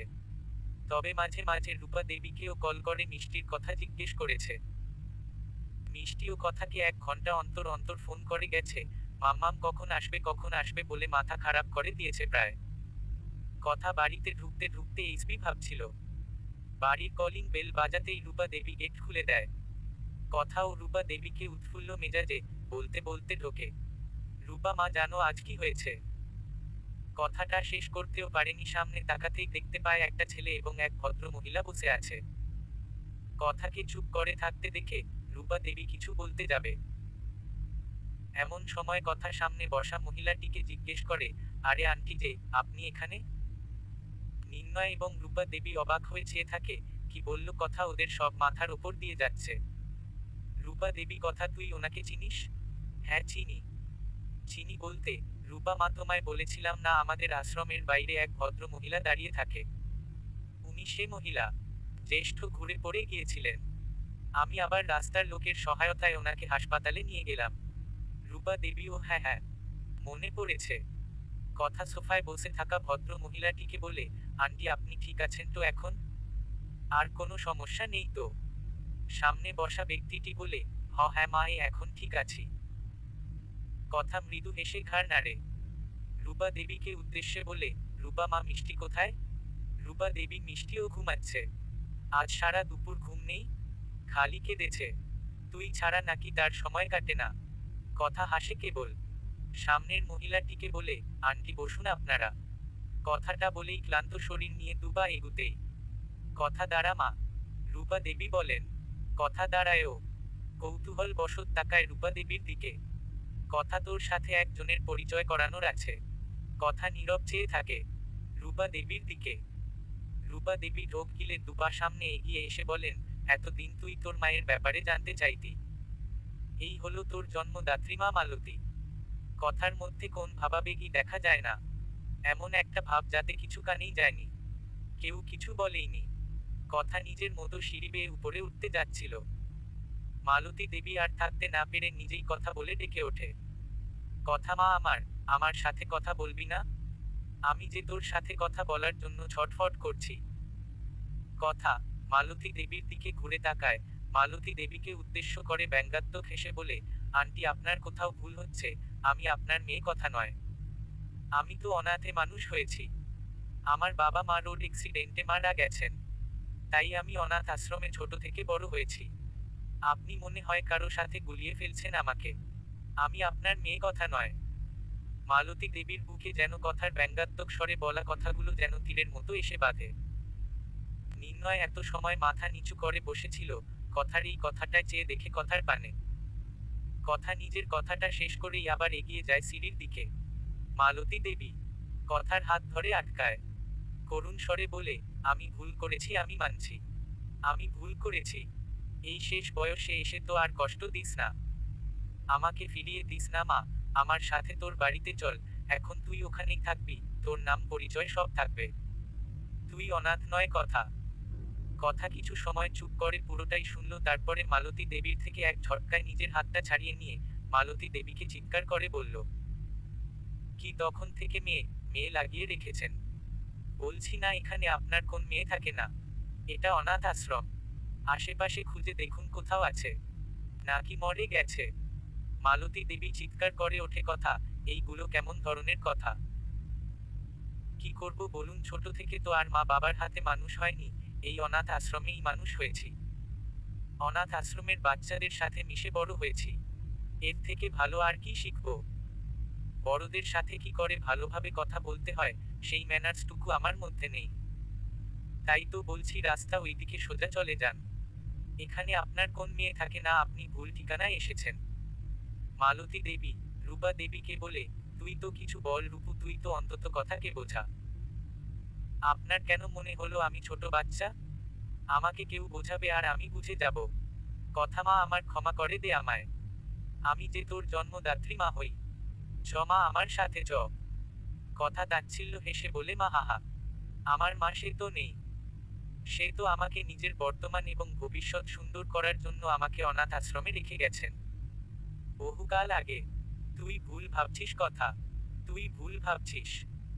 নির্ণয় নিজের মায়ের এত করুণ অবস্থা দেখে আর থাকতে না পেরে কথার সামনে এসে দাঁড়ায়।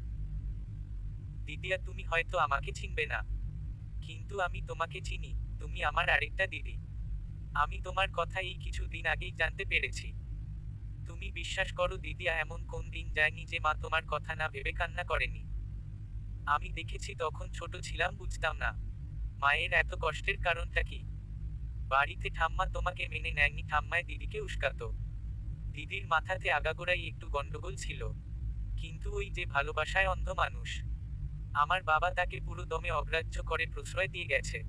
তাই তো আজ এই দশা। সে যাকে, তুমি সব ভুলে যাও। চলো না দিদি, আবার নতুন করে সবটা শুরু করি। যার উপর দিয়ে যায় সে বোঝে কতটা পীড়াদায়ক।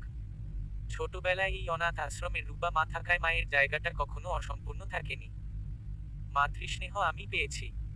আমি কখনো মায়ের পরিচয় জানতে চাইনি। ভেবেছিলাম বাবা মা মৃত, বা হয়তো আমি যার সন্তান। সবটাই ভেবে নিয়েছিলাম। একটা মেয়ে ছোট থেকে প্রচুর স্ট্রাগল করে বড় হয়। তারপর যখন কাউকে মন প্রাণ দিয়ে ভালোবেসে তার সাথে নতুন সুখের সংসার সাজায়। তখন না মেয়েটার চোখে না অনেকটা স্বপ্ন থাকে, অনেকটা আশা থাকে। এক বুক ভালোবাসা নিয়ে যখন প্রথম সংসার এবার রেখেছি তখনই আমার জীবনে কালবৈশাখী ঝড়ের মতন তোমার আপন দিদিয়া নিহারিকা সবটা লণ্ডভণ্ড করে দিয়েছে। তখন যখন সব থেকে বেশি দরকার ছিল মায়ের ভালোবাসা, মায়ের আদরের, মায়ের স্নেহের, মাথায় হাত বুলিয়ে কথা বলার মতন একটা মানুষের, তখন আমি এই মহিলাকে পাইনি। পেয়েছি আমার রূপা মাকে, যে আমাকে ছোট থেকে আগলে রেখেছে। আমার যখন খারাপ সময় চলছিল সেই সময়টাতেও যদি আমার পাশে এসে দাঁড়িয়ে বলতো, মারে যা হয়েছে সবটা ভুলে যা, আমি আছি তোর সাথে, তখনও ভেবে দেখতাম হয়তো যে মা এতদিন আসেনি তো কি হয়েছে, অন্তত আমায় খারাপ সময় তোমাকে পাশে পেয়েছি। কিন্তু না, তিনি আসেনি। তিনি মাতৃস্নেহ পূরণ করেছেন, নিজের দায়িত্ব পূরণ করেছেন। রূপা মাকে ফোন করে জিজ্ঞেস করে ওনারও দায়িত্ব শেষ। আসলেই মেয়েদের না কোন বাড়ি হয় না, মেয়েদের কোন নাম পরিচয় থাকতে নেই। তার জন্যই তো আজকাল মেয়েরা পেটে আসতে কত মানুষ তাদেরকে পেটে থাকতেই মেরে ফেলে, যখন জানতে পারে গর্ভের সন্তান কোন ছেলে নয় মেয়ে। আজ যদি আমার বাবা প্রতাপ রায় বেঁচে থাকতেন তাহলে হয়তো আমার ভাগ্যটা অন্তত আশ্রমের বাচ্চাদের মতন হতো না। ভালোবাসা পেতাম, মায়ের স্নেহটাও পেতাম। তুমি কি করে বুঝবে ভাই, তুমি তো ছোট থেকেই সোনার চামচ মুখে দিয়ে জন্ম, মা বাবার ভালোবাসার পরিপূর্ণ পেয়েছো, কখনো অবহেলা অগ্রাহ্য পাওনি। তুমি কি করে বুঝবে অনাথ হওয়ার জ্বালাটা। আচ্ছা ধরো তোমার সাথে যদি এরকমটাই হতো যা আমার সাথে হয়েছে, তুমি কি মেনে নিতে পারতে? তুমি কি সবটা ভুলে গিয়ে এই পাশে দাঁড়ানো মহিলাটিকে আপন করে নিতে পারতে? কথা বাড়ালেই কথা বাড়ে। রূপা মা, আমি চাই না কোনো রকম সিন ক্রিয়েট করতে, আমি শুধু শান্তি চাই, শান্তি। এত বছর নিজেকে অনাথ হিসেবেই জানতাম, এখনো আমি অনাথই, ঠিক আছি। যেই দিন আমার জন্মদাত্রী বাবা এই দুনিয়ে মায়া ত্যাগ করেছিলেন সেই দিনই আমারও বংশ পরিচয় হারিয়ে গেছে। আমি চাই না এই মহিলা দ্বিতীয়বার আসুক আমার মাতৃ পরিচয় নিয়ে। আমি একাই ঠিক আছি। আর যদি তোমার কোন সমস্যা হয় আমায় বলে দিও, আমি স্কুল কোয়ার্টারে চলে যাব। নিজের পায়ে দাঁড়াতে শিখেছি, এখন আর ভয় হয় না। যেই সম্পর্ক বহুকাল আগেই হারিয়ে গেছে তা আর আমি ফিরে পেতে চাই না। কথাটা শেষ করেই আর পিছনে ফিরে তাকায়নি কথা। ধীর পায়ে সিঁড়ি বেয়ে উঠে ঘরের দরজা দেয়। নির্ণয় চুপ, কথার এতগুলো প্রশ্নের একটা উত্তরও তার কাছে নেই। কি করে বা থাকবে, দোষটা যে তার মায়েরই। কি করে প্রথম সন্তানকে ভুলে থাকতে পারলো এতগুলো বছর? মানছি খোঁজ খবর নিত, দূর থেকে দেখতে আসতো, এতেই কি দায়িত্ব পালন হয়েছে? মেয়েটির মাথায় আদরের স্পর্শ কখনো একে দিতে তো আসেনি, নিজের সংসার বাঁচানোর ভয়। কি করেই বা কথা মেনে নেবে? কথার জায়গায় যদি সে হতো সে কি মানতে পারতো? কখনোই না। নির্ণয় ভাবছে, মাম্মা মাম্মা দরজা খোলো, চিৎকার করে। অর্ণব সবে মাত্র বাড়ি ঢুকলো, মেয়ের এমন চিৎকার করে কান্না করা দেখে ভয় কোনো রকমে গাড়ি থেকে নেমে ছুটে এসেছে। মিষ্টিরও কান্নার শব্দ লক্ষ্য করে ছুটে এসে দেখে কথার ঘরের সামনে দাঁড়িয়ে সমান তালে দরজা ধাক্কা দিয়ে কেঁদে যাচ্ছে। হন্ত দন্ত হয়ে ছুটে এসে জিজ্ঞেস করে, কি কি হয়েছে? এমন কাঁদছে কেন মিষ্টি? রূপা দেবীও নিজেকে ধীরে রাখতে না পেরে কেঁদেই দেন এবার। মেয়েটা দরজা খুলছে না অর্ণব, সেই কখন থেকে আমরা ডেকে চলেছি দরজা ভিতর থেকে বন্ধ। মাম্মা মাম্মা দরজা খোলো, চিৎকার করে। অর্ণব সবে মাত্র বাড়ি ঢুকলো, মেয়ের এমন চিৎকার করে কান্না করা দেখে ভয় কোনো রকমে গাড়ি থেকে নেমে ছুটে এসেছে। মিষ্টিরও কান্নার শব্দ লক্ষ্য করে ছুটে এসে দেখে কথার ঘরের সামনে দাঁড়িয়ে সমান তালে দরজা ধাক্কা দিয়ে কেঁদে যাচ্ছে। হন্ত দন্ত হয়ে ছুটে এসে জিজ্ঞেস করে, কি কি হয়েছে? এমন কাঁদছে কেন মিষ্টি? রূপা দেবীও নিজেকে ধরে রাখতে না পেরে কেঁদেই দেন এবার। মেয়েটা দরজা খুলছে না অর্ণব, সেই কখন থেকে আমরা ডেকে চলেছি দরজা ভিতর থেকে বন্ধ। আচ্ছা আচ্ছা আমি দেখছি, কখন থেকে ঘরে নিজেকে আটকে রেখেছে। রূপা দেবী এই প্রায় ঘন্টা 2-1 হবে। অর্ণব এবার চিন্তায় পড়ে গেল, বলল, ডেকে যখন কাজ হচ্ছে না তবে দরজাটা ভেঙে দেই। রূপা দেবী, যা ভালো বুঝিস তাই কর বাবা, মেয়েটা কিছু অঘটন ঘটিয়ে ফেলেনি তো? ভয়ে আমার হাত পা ঠান্ডা হয়ে আসছে, তুই তাড়াতাড়ি ভেঙে ফেল। অর্ণব দরজাতে জোরে ধাক্কা দিতে যাবে ওই সময় দরজা খুলে কথা বেরিয়ে আসে। কথা বেরোতেই মিষ্টি ছুটে গিয়ে কথা পা জড়িয়ে ধরে কোলে ওঠার জন্য লাফালাফি করছে। কথা কোন ভনিতা ছাড়াই মিষ্টিকে কোলে নিয়ে রূপা দেবীকে বলল, কি হয়েছে, তোমরা এখানে কেন? রূপা দেবী, কি ভেবেছিস তুই এভাবে দরজা বন্ধ করে কি বোঝাতে চাচ্ছিস? সবাইকে টেনশনে ফেলে তোর খুব ভালো লাগছিল না? কথা মৃদু হাসে। রূপা, মা হাইপার হচ্ছ কেন? আমি তো ঠিক আছি। আমি স্নান করছিলাম, বাথরুমে ছিলাম তো শুনতে পারিনি।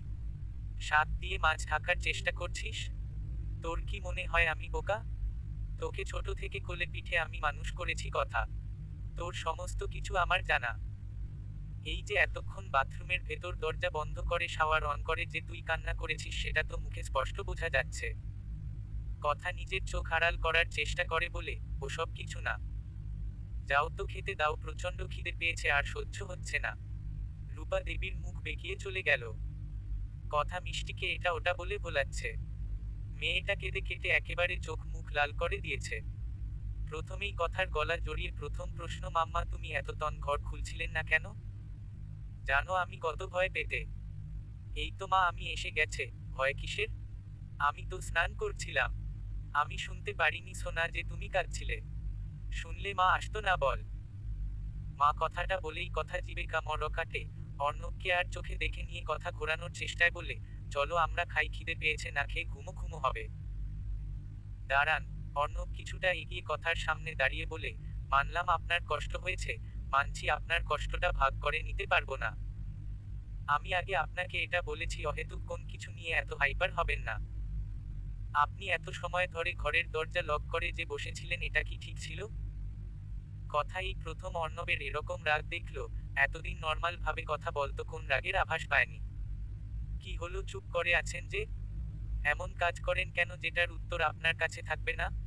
অর্ণব, এতগুলো মানুষ বাড়িতে চিন্তায় মরে যাচ্ছে, আর উনি ঘরের দরজা লক করে দুঃখ বিলাস করছে, কি না বাথরুমের ভেতর শাওয়ার অন করে। অর্ণব, কি ভেবেছেনটা কি, জীবনটা কি নাটক? কথা হেসে বলে, আচ্ছা বাবা, জীবনটা নাটক না হলেও আমি কথা মেয়েটা পুরোটাই নাটকে ভরপুর। ধীরে ধীরে বুঝতে পারবেন আমার অনেক রং, গিরগিটি থেকেও বেশি সব দেখাবো আপনাকে, চিন্তা করবেন না। আমি কিন্তু রেগে আছি, আপনি সেটা বুঝতে পারছেন না? আপনি মজা করছেন। মজা না, আসলে অনেকদিন পর কেউ এরকম ভাবে আমাকে বকলো। রূপা মায়ের পর বুঝিয়ে প্রথম কেউ আমাকে এভাবে বকলো, কিছুটা ভালো লাগলো। অর্ণব, কথার কথাটা শুনে খানিক মৃদু হেসে কথাকে উদ্দেশ্য করে বলে, কদিন ধরে কিছু কথা মাথায় ঘুরছে, ঠিক সময় পেলে আপনাকে বলবো। এই সময় বলাটা ঠিক হবে না যদিও, তবুও বলতে চাই। এরকম ভাবে সারা জীবন বকা খাওয়ার, দুষ্টু মিষ্টি হাসি ঠাট্টার সঙ্গী কিন্তু হওয়াই যায়, যদি আপনি সঙ্গ দেন। কথাটা বলেই অর্ণব নিজের মাথা চুলকোতে চুলকোতে চলে গেল। কথাটায় দাঁড়িয়ে আছে। একটু আগে বলা অর্ণবের কথাটা কানে বাজছে। সঙ্গী, ডক্টর অর্ণব আচার্য বুঝি এখন ডাক্তারি ছেড়ে কাব্যিক হবে ঠিক করেছে। কথা মৃদু হেসে নিজের মাথা থেকে সমস্ত চিন্তা বাইরে বার করে, মিষ্টিকে আদর করতে করতে নিচে ডাইনিং এ খাবার খেতে যেতে থাকে। জীবনে যাই হয়ে যাক না কেন, খাওয়া দাওয়াটা তো করতেই হবে। আর তাছাড়া যাদের জীবনে কথার কোন প্রায়োরিটি ছিল না, এত বছর পর যখন প্রায়োরিটি নামক পোকা উনাদের মাথায় ঘুরছে, সেই পোকাকে নামানোর দায়িত্ব কথা রই কিনা। স্যার ম্যাম আপনার দেওয়া গিফটটা নেয়নি। এই সময় তমাল নিজের ঘরে বসে ড্রিঙ্ক করছিল। আর অমন সময় তমালের ড্রাইভার রনু এসে কথাটা বলে। তমালের নেশাটা পুরোপুরি না উঠলেও এই কথাটা শুনে মাথায় রত গরম হয়ে যায়। মানে কি বলতে চাচ্ছ? নেইনি মানে কি বলেছে কথা? ম্যাডাম বলেছে, ছেলেটি ভয়ে ঢোক গেলে কটা। তাড়াতাড়ি বলো। ম্যাডাম বলেছে, আপনার মতো নিকৃষ্ট পুরুষের থেকে কোন গিফট কেন, গিফট রেপারও নেবে না। আর এই যে এই চিঠিটা ম্যাডাম আপনাকে অবশ্যই দিতে বলেছে। তমাল চিঠিটা হাতে নেই, রাগে হিস হিসিয়ে বলে, আচ্ছা তুমি এখন যেতে পারো। আসলে আজকে তমাল কথার স্কুলে কথার জন্য একটা হলুদ গোলাপের বুকে পাঠিয়েছিল, এবং তার সাথে কথার ফেভারিট কিছু চকলেট, এবং হলুদ রঙের কাচের চুড়ি, যেগুলো তমালের সাথে রিলেশনে থাকাকালীন কথার নিত্যদিনের গিফট হিসেবে তমাল ওইগুলো দিত। কথার খুবই পছন্দ। তমাল এত সুন্দর সুন্দর গিফট দিলে কথা যেন আরো আনন্দের সহিত হেসে উঠত। সেই পুরনো অভ্যেস ভেবেই তমাল কথার জন্য নিজের ড্রাইভারকে দিয়ে গিফট পাঠায়। এসব ভাবতে ভাবতেই চিঠিটা খুলে, প্রথমে বড় বড় করে লেখা, নিকৃষ্ট পুরুষ। অবাক হচ্ছেন? অবাক হওয়ারই কথাই একটু কম বলে ফেলেছি।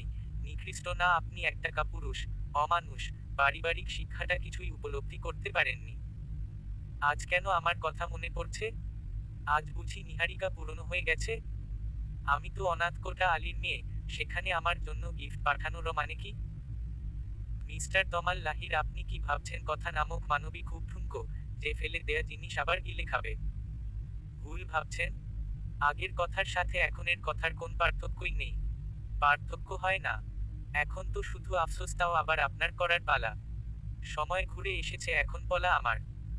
আমার হাতে পায়ে ধরলেও আর কোনো দিন ফিরে চাইবো না আপনার দিকে। এতটা ভালোবাসার পর যখন মানুষটা ছেড়ে চলে যায়, তখন তাকে বুঝতে দিতে হয় যে তার গুরুত্বটা কতটা ছিল। তমাল এখন হয়তো বুঝতে পারছে। মোহমায়া হয়তো কেটে গেছে, তাই তো এখন বেশিরভাগ সময়ে ফলো করছে। সেটা লক্ষ্য করেছে কথা। স্কুলে গিফট পাঠাচ্ছে, নানান ধরনের ফোনে মেসেজ করছে, যতবারই নাম্বার ব্লক করছে এক একটা নাম্বার থেকে মেসেজ আসছে। কথার সাথে দেখা করতে চাচ্ছে। এই ব্যাপারটা নিয়ে কথা বেশ বিরক্ত আছে। কিছুতেই কিছু ভালো লাগছে না।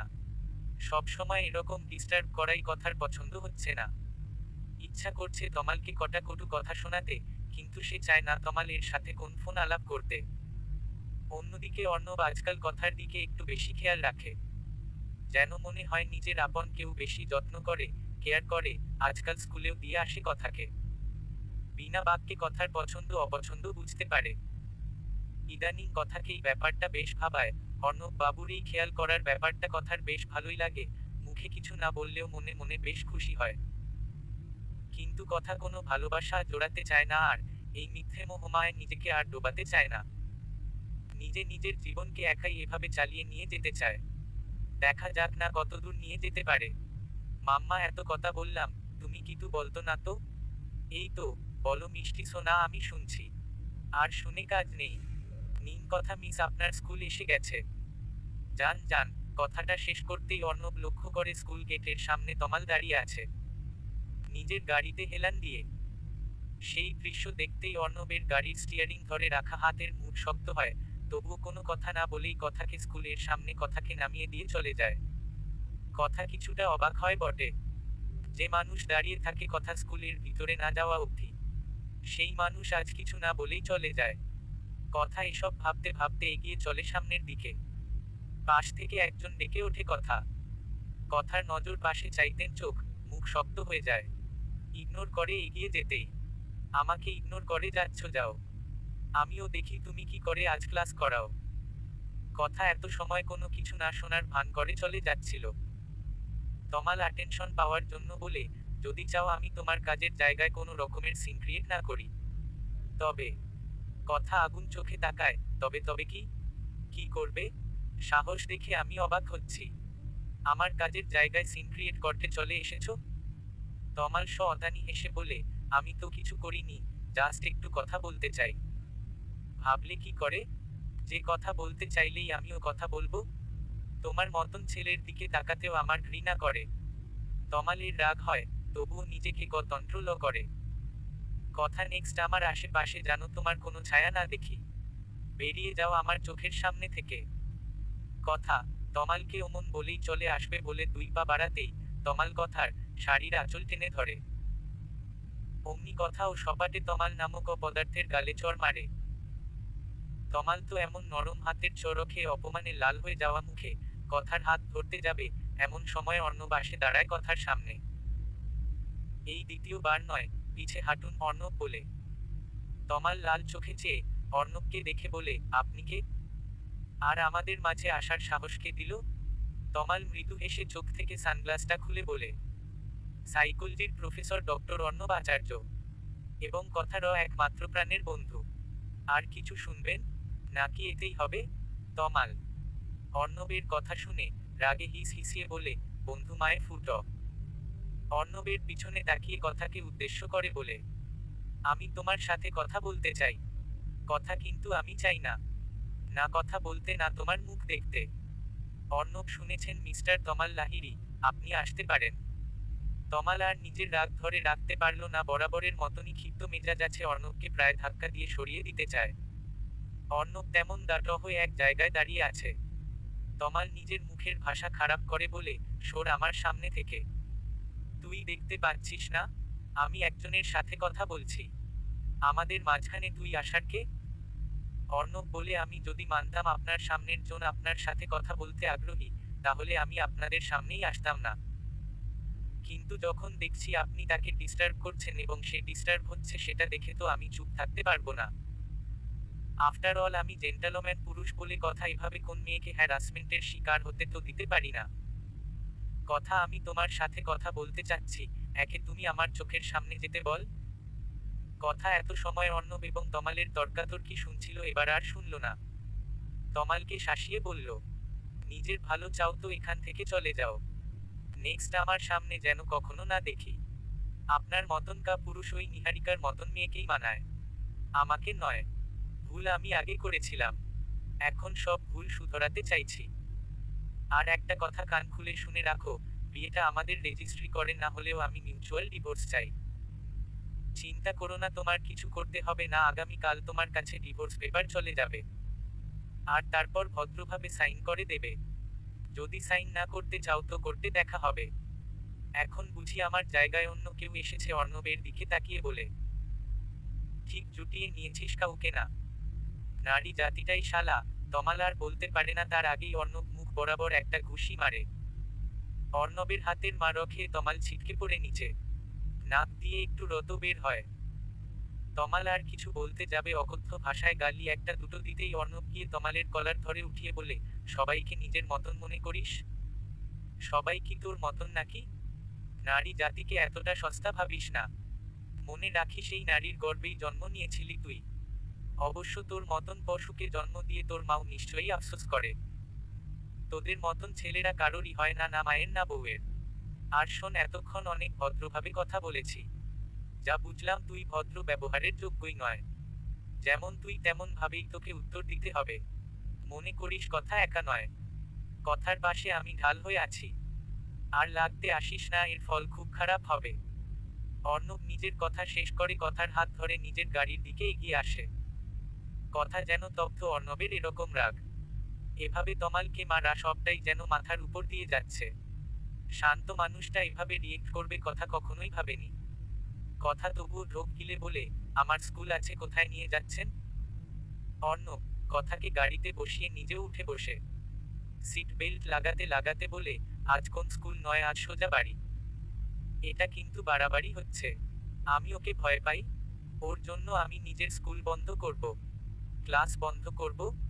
স্কুলের হেড শিক্ষকের সাথে কথা হয়েছে আমার, আজ তোমার ছুটি নিয়েছি আমি।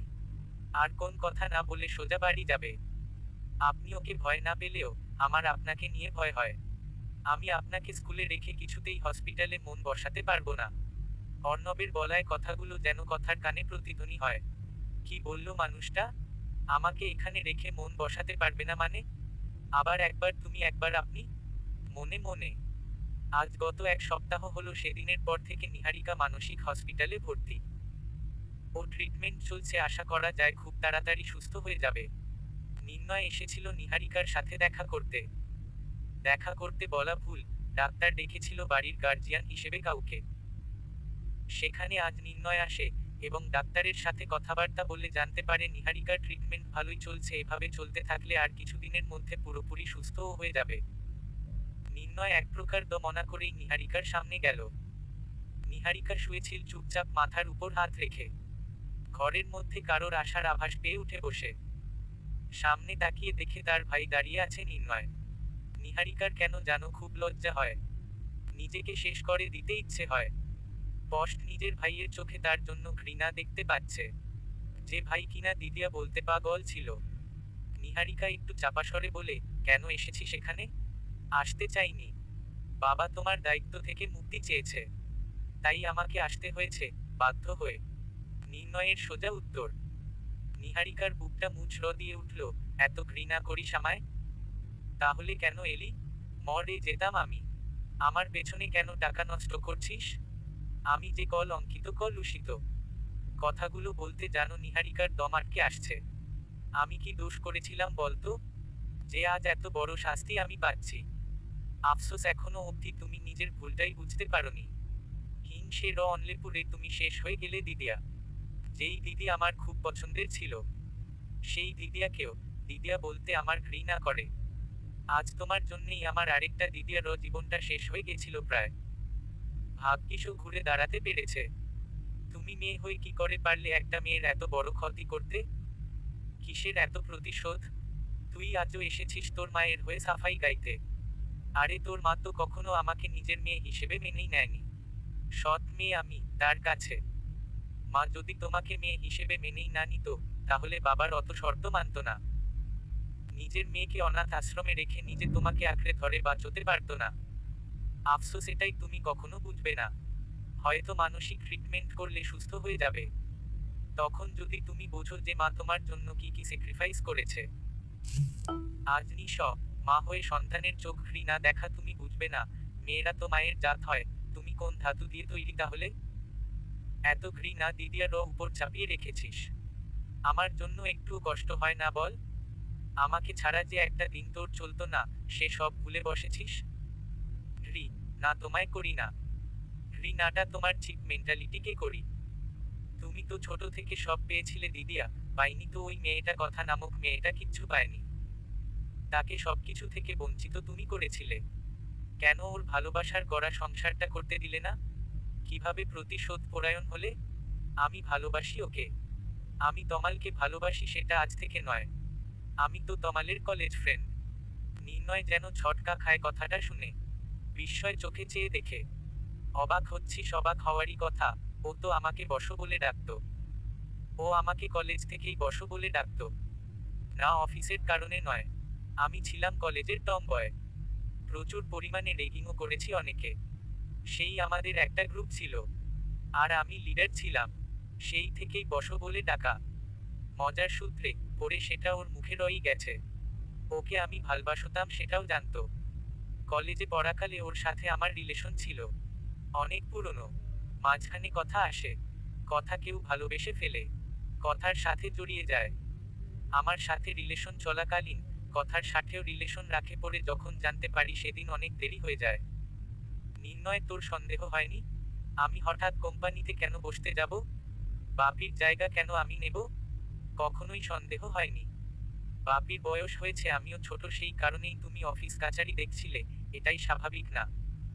না স্বাভাবিক না। আমি খবর পেয়েছিলাম আমাদের অফিসে ম্যানেজারের পোস্টে তমাল ঢুকেছিল। তমালকে আমি কিছুতেই বাগে আনতে পারছিলাম না। ও আমার ভালোবাসাটা অস্বীকার করে কথার সাথে সংসার বাঁধার স্বপ্ন দেখছিল। আমি যদিও তখনও জানতাম না যে ওটা কথা। অনেক বোঝানোর পরও ও আমাকে বিয়ে করতে রাজি না হয়ে ওর নতুন প্রেমিকাকে বিয়ে করতে রাজি হয়। আমি কিছুটা মেনে নিয়েছিলাম।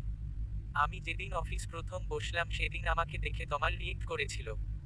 ওর চোখেও ছিল টাকার মোহ। আস্তে আস্তে আবার আমাদের সম্পর্ক শুরু হতে থাকে। কিন্তু আমি যখন জানতে পারি যে ওর প্রেমিকাই কথা, এখন আমার প্রতিশোধ পরায়ণ মন প্রতিশোধের খেলায় নেচে ওঠে। বিয়ের দিন রাত্রিবেলায় ওর কানে আমি বানানো কিছু কথা ঢেলে দিই, যাতে ও কথাকে ডিভোর্স দিতে পারে। আর তারপরে ঘটনাটা তো তুই জানিস রে। ছি ছি দিদিয়া, একটা মেয়েকে কত রকম ভাবে তুমি নিচে নামাতে চেয়েছো। কত রকম ভাবে মেয়েটার পেছনে লেগেছিল। এখন তো আমার সত্যিই ভাবতেই অবাক লাগে তুমি আসলেও পাগল। না ভান করছো কোর্ট কাচারি থেকে বাঁচার জন্য। নিহারিকা হাসে, বেশ শব্দ করেই হাসে। হাসতে হাসতে গড়াগড়ি খায় মেঝেতে। কোনো রকমে নিজের হাসি থামিয়ে নির্ণয়কে বলে, আমি একবার তমালের সাথে লাস্ট বার দেখা করতে চাই। তুই আমাকে সেই ব্যবস্থা করে দিবি? আই প্রমিস দ্বিতীয়বার আর তোকে বলবো না। কোন আবদার করবো না। মোটেও পারবো না। প্লিজ ভাই, লাস্ট বারের মতো মনে কর এটাই আমার লাস্ট উইশ। কথাটা নির্ণয়ের বুকে গিয়ে লাগে। যতই হোক না কেন দিদি তো। আমি চেষ্টা করব বলে নির্ণয় আর পেছনে ফিরে না তাকিয়ে গটগট করে বেরিয়ে যায়। পেছনে ফিরলে হয় দেখতে পেত নিহারিকা নামক মেয়েটি মুখে হাসি, চোখে জল নিয়ে চেয়ে রয়েছে তার প্রিয় ভাইয়ের ঘৃণা দৃষ্টির দিকে। যেদিন থেকে অর্ণবরা বিদেশ থেকে এসেছে, সেদিন থেকে রূপা দেবী অনাথ আশ্রমের পাশেই নিজের বাড়িতে এসে উঠেছে। সারাদিন অনাথ আশ্রমে থাকলেও রাত্রে নিজেরই বাড়িতেই এসে থাকে ন। এখানেই কথা, মিষ্টি, অর্ণব এবং রূপা দেবী থাকেন। সাথে কটা কাজের লোক। দুতলা বিশিষ্ট একটি বাড়ি। খুব পুরনো নয় বাড়িটি, নতুন নতুন বলতে বাড়িতে ডেকোরেশনটা নতুন করে করা। অর্ণবের যখন বিয়ে হয় তখন বাড়ি ডেকোরেশনটা নতুন করে করেছিলেন অর্ণবের বাবা। তার বিদেশি বৌমা আসবে বাড়িতে। কত আনন্দতেই না ছিলেন। সে আনন্দের সহিতে নিজের পুরনো বাড়িটিকে ঝকঝকা করেছিলেন। কিন্তু সেটা স্বপ্নই রয়ে গেছে। তার বিদেশি বৌমা এই বাড়িতে আর পা রাখেনি। সে যাই হোক। মিষ্টি সোফায় শুয়ে শুয়ে গোপাল ভাঁড় দেখছে, সেখানে দেখাচ্ছে গোপাল ভাঁড়ের মন্ত্রী নতুন করে বিয়ে হচ্ছে। মিষ্টির কি মনে হলো কি জানি, বেশ আনন্দের ছবি উঠে দাঁড়িয়ে সোফার মধ্যে নাচতে নাচতে বলছে, কি মজা, আমিও বাবাইয়ের বিয়ে দেব। থামো থামো, রূপা দেবীকে ডাকে। রূপা দেবী রান্নাঘরে রান্নার কাজে ব্যস্ত, সাথে কথাও অবশ্য আছে। দুজনেই রান্নাঘর থেকে বেরিয়ে আসে। মিষ্টি চেঁচামেচি শুনে, কি হলো রে, হাত তোলো কিসের? রূপা দেবী, থামো থামো, আমিও বিয়ে দিব বাবাইয়ের। রূপা দেবী তো অবাক, এই মেয়ের কি হলো, হঠাৎ বাবাইয়ের বিয়ে নিয়ে পড়েছে। তুমি কোথা থেকে দেখলে এসব, কি মাথায় দিল বিয়ের ভূত? মিষ্টি টিভির দিকে আঙুল দেখিয়ে দেখাচ্ছে যে গোপাল কার্টুনে মন্ত্রীর বিয়ে।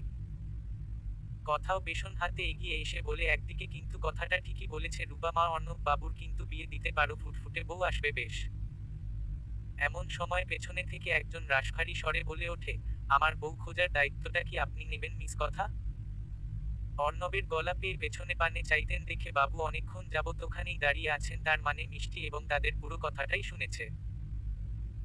রূপা দেবী এগিয়ে গিয়ে বলে, তোর মেয়ে কিন্তু কথাটা ভুল কিছু বলেনি, করো না বাবা আরেকটা বিয়ে, একটা সুন্দর ফুটফুটে বউ আসুক, আমারও তো ইচ্ছা করে আমি আমার বউয়ের হাতে জল খাই। অর্ণব দুপা এগিয়ে এসে রূপা দেবীকে বলে, দিন রাতই তো জল খাও, তাও বুঝি পেট ভরছে না?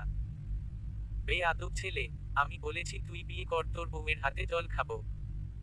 কালকেই তবে ঘটক ডাকি মেয়ে দেখতে বলি। কি বলিস তুই? রূপা দেবী। অর্ণব বলে, দেখো তবে কি অদ্ভুত মানুষ, আমি তো মজা করে বিয়ের কথা বললাম, উনি নাচতে নাচতে বিয়ে করতে উঠে পড়ে লেগেছে। কথা বলছে মনে মনে। কথা তুই কি বিড়বিড় করছিস?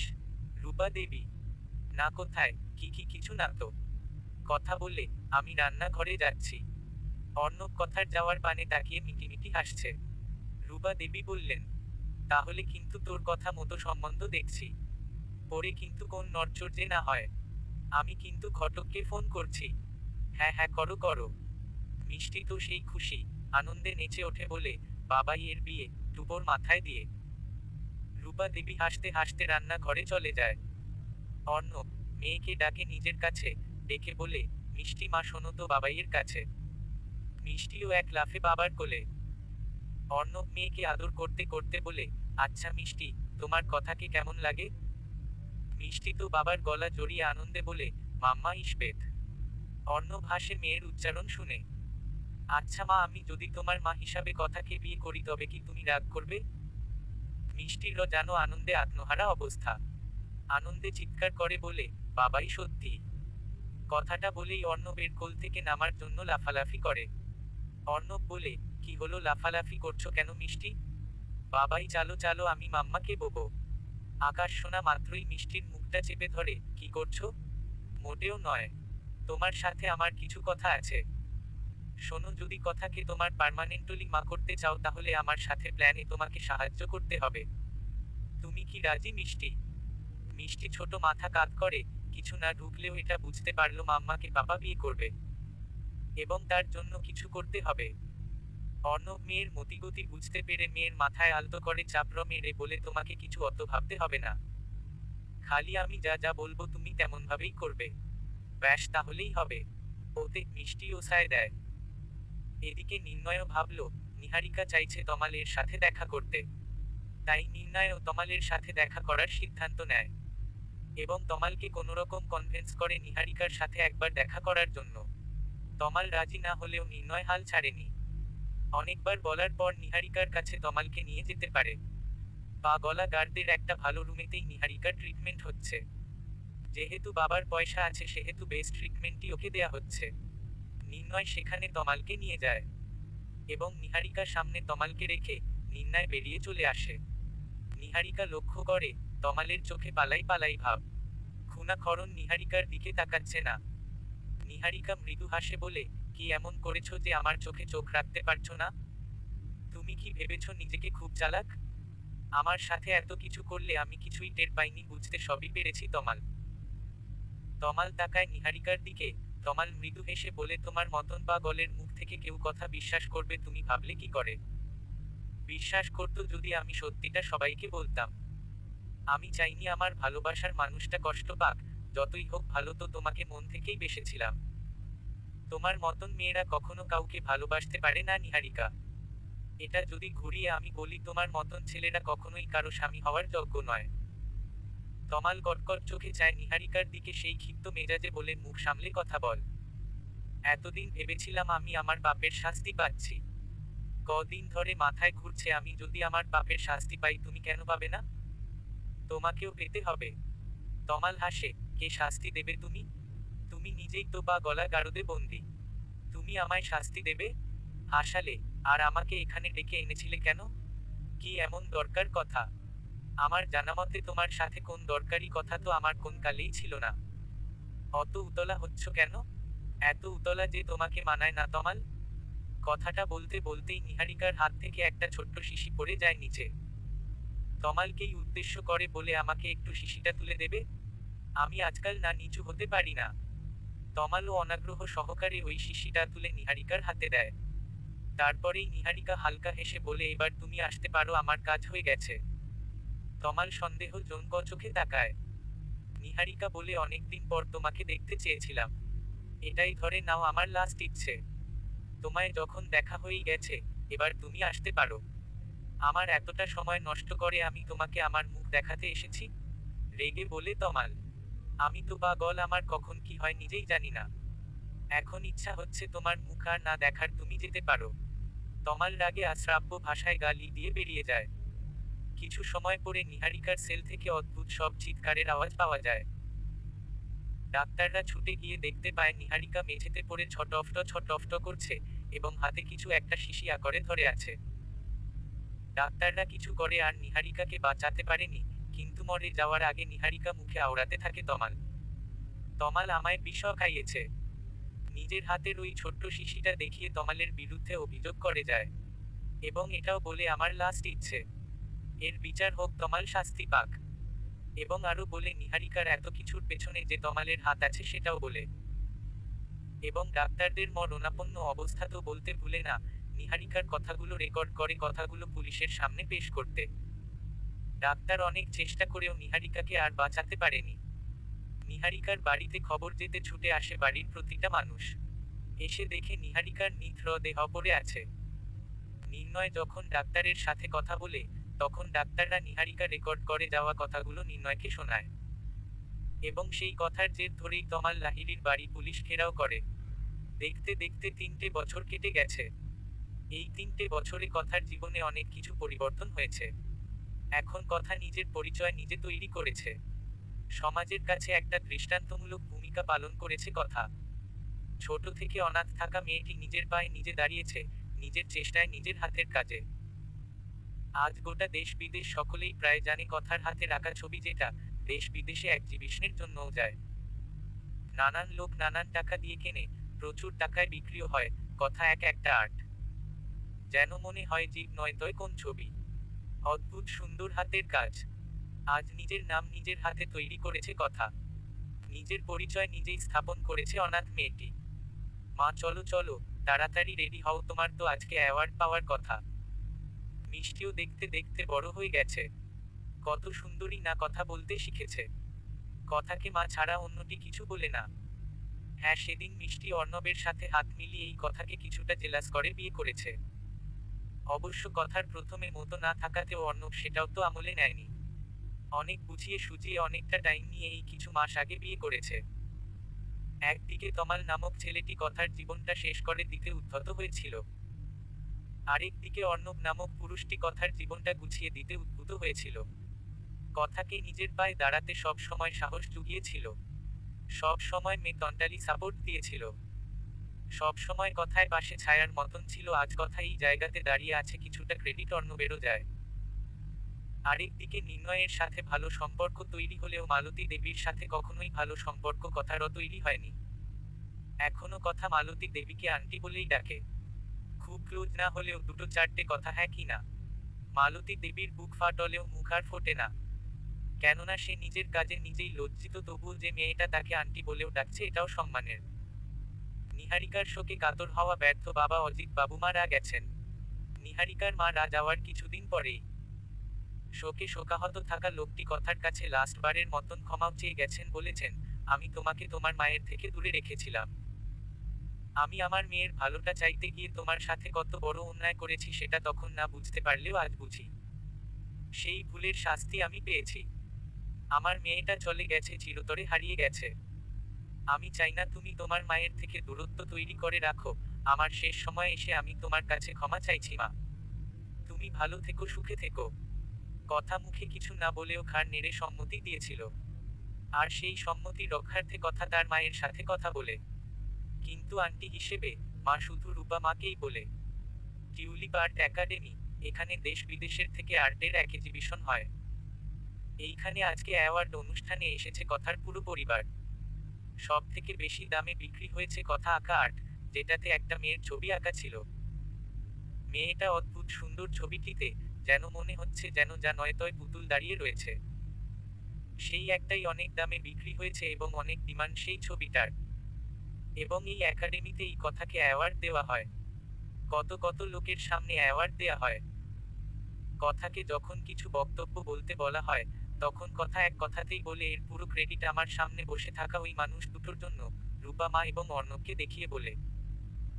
আরো বলে, আমার আগের জীবনে আমি অনেক ভাগ্য করেছি, এইরকম একটা রূপা মায়ের মতন মা পেয়েছি, যে আমার মতন অনাথ মেয়েটাকে এত সুন্দর যত্ন করে মানুষ করেছে। আজের পুরো ক্রেডিটটাই আমার রূপা মায়ের। মালতী দেবীর চোখে জল এলেও মুখে ছিল হাসি। আসলেই তো সে তো মেয়ের কোন দায়িত্ব পালন করেনি, সে পুরোটাই তো রূপা করেছে। আজ রূপা ছিল বলে তার মেয়েটা এমন একটা জায়গায় আসতে পেরেছে। সব ভালো যার শেষ ভালো হয় তার কথাতেই আছে। এই যে দেখুন, নিহারিকা এত কিছু করেও কিছু করতে পারল না। নিজেই কিন্তু চলে গেল না ফেরার দেশে। সেরকম যাওয়ার আগে একটা ভালো কাজ করেছে, তমালকে ও সাথে করে নিয়ে গেছে। হ্যাঁ, তমালের ফাঁসি হয়েছে। তমালও আর নেই, হয়তো নিহারিকার সাথে ওপারেই প্রেম আলাপ করছে। কিন্তু আর যাই হোক, কথা এবং অর্ণবের সংসার চুটিয়ে চলছে। তাদের বিয়ের এখনো 1 বছর পূর্ণ হয়নি, কিন্তু তবুও কথা খুব সংসারী। অর্ণবকে মুখে না বললেও অতিরিক্ত ভালোবাসে। মিষ্টিকেও একদম নিজের মেয়ের মতন আগলে রেখেছে।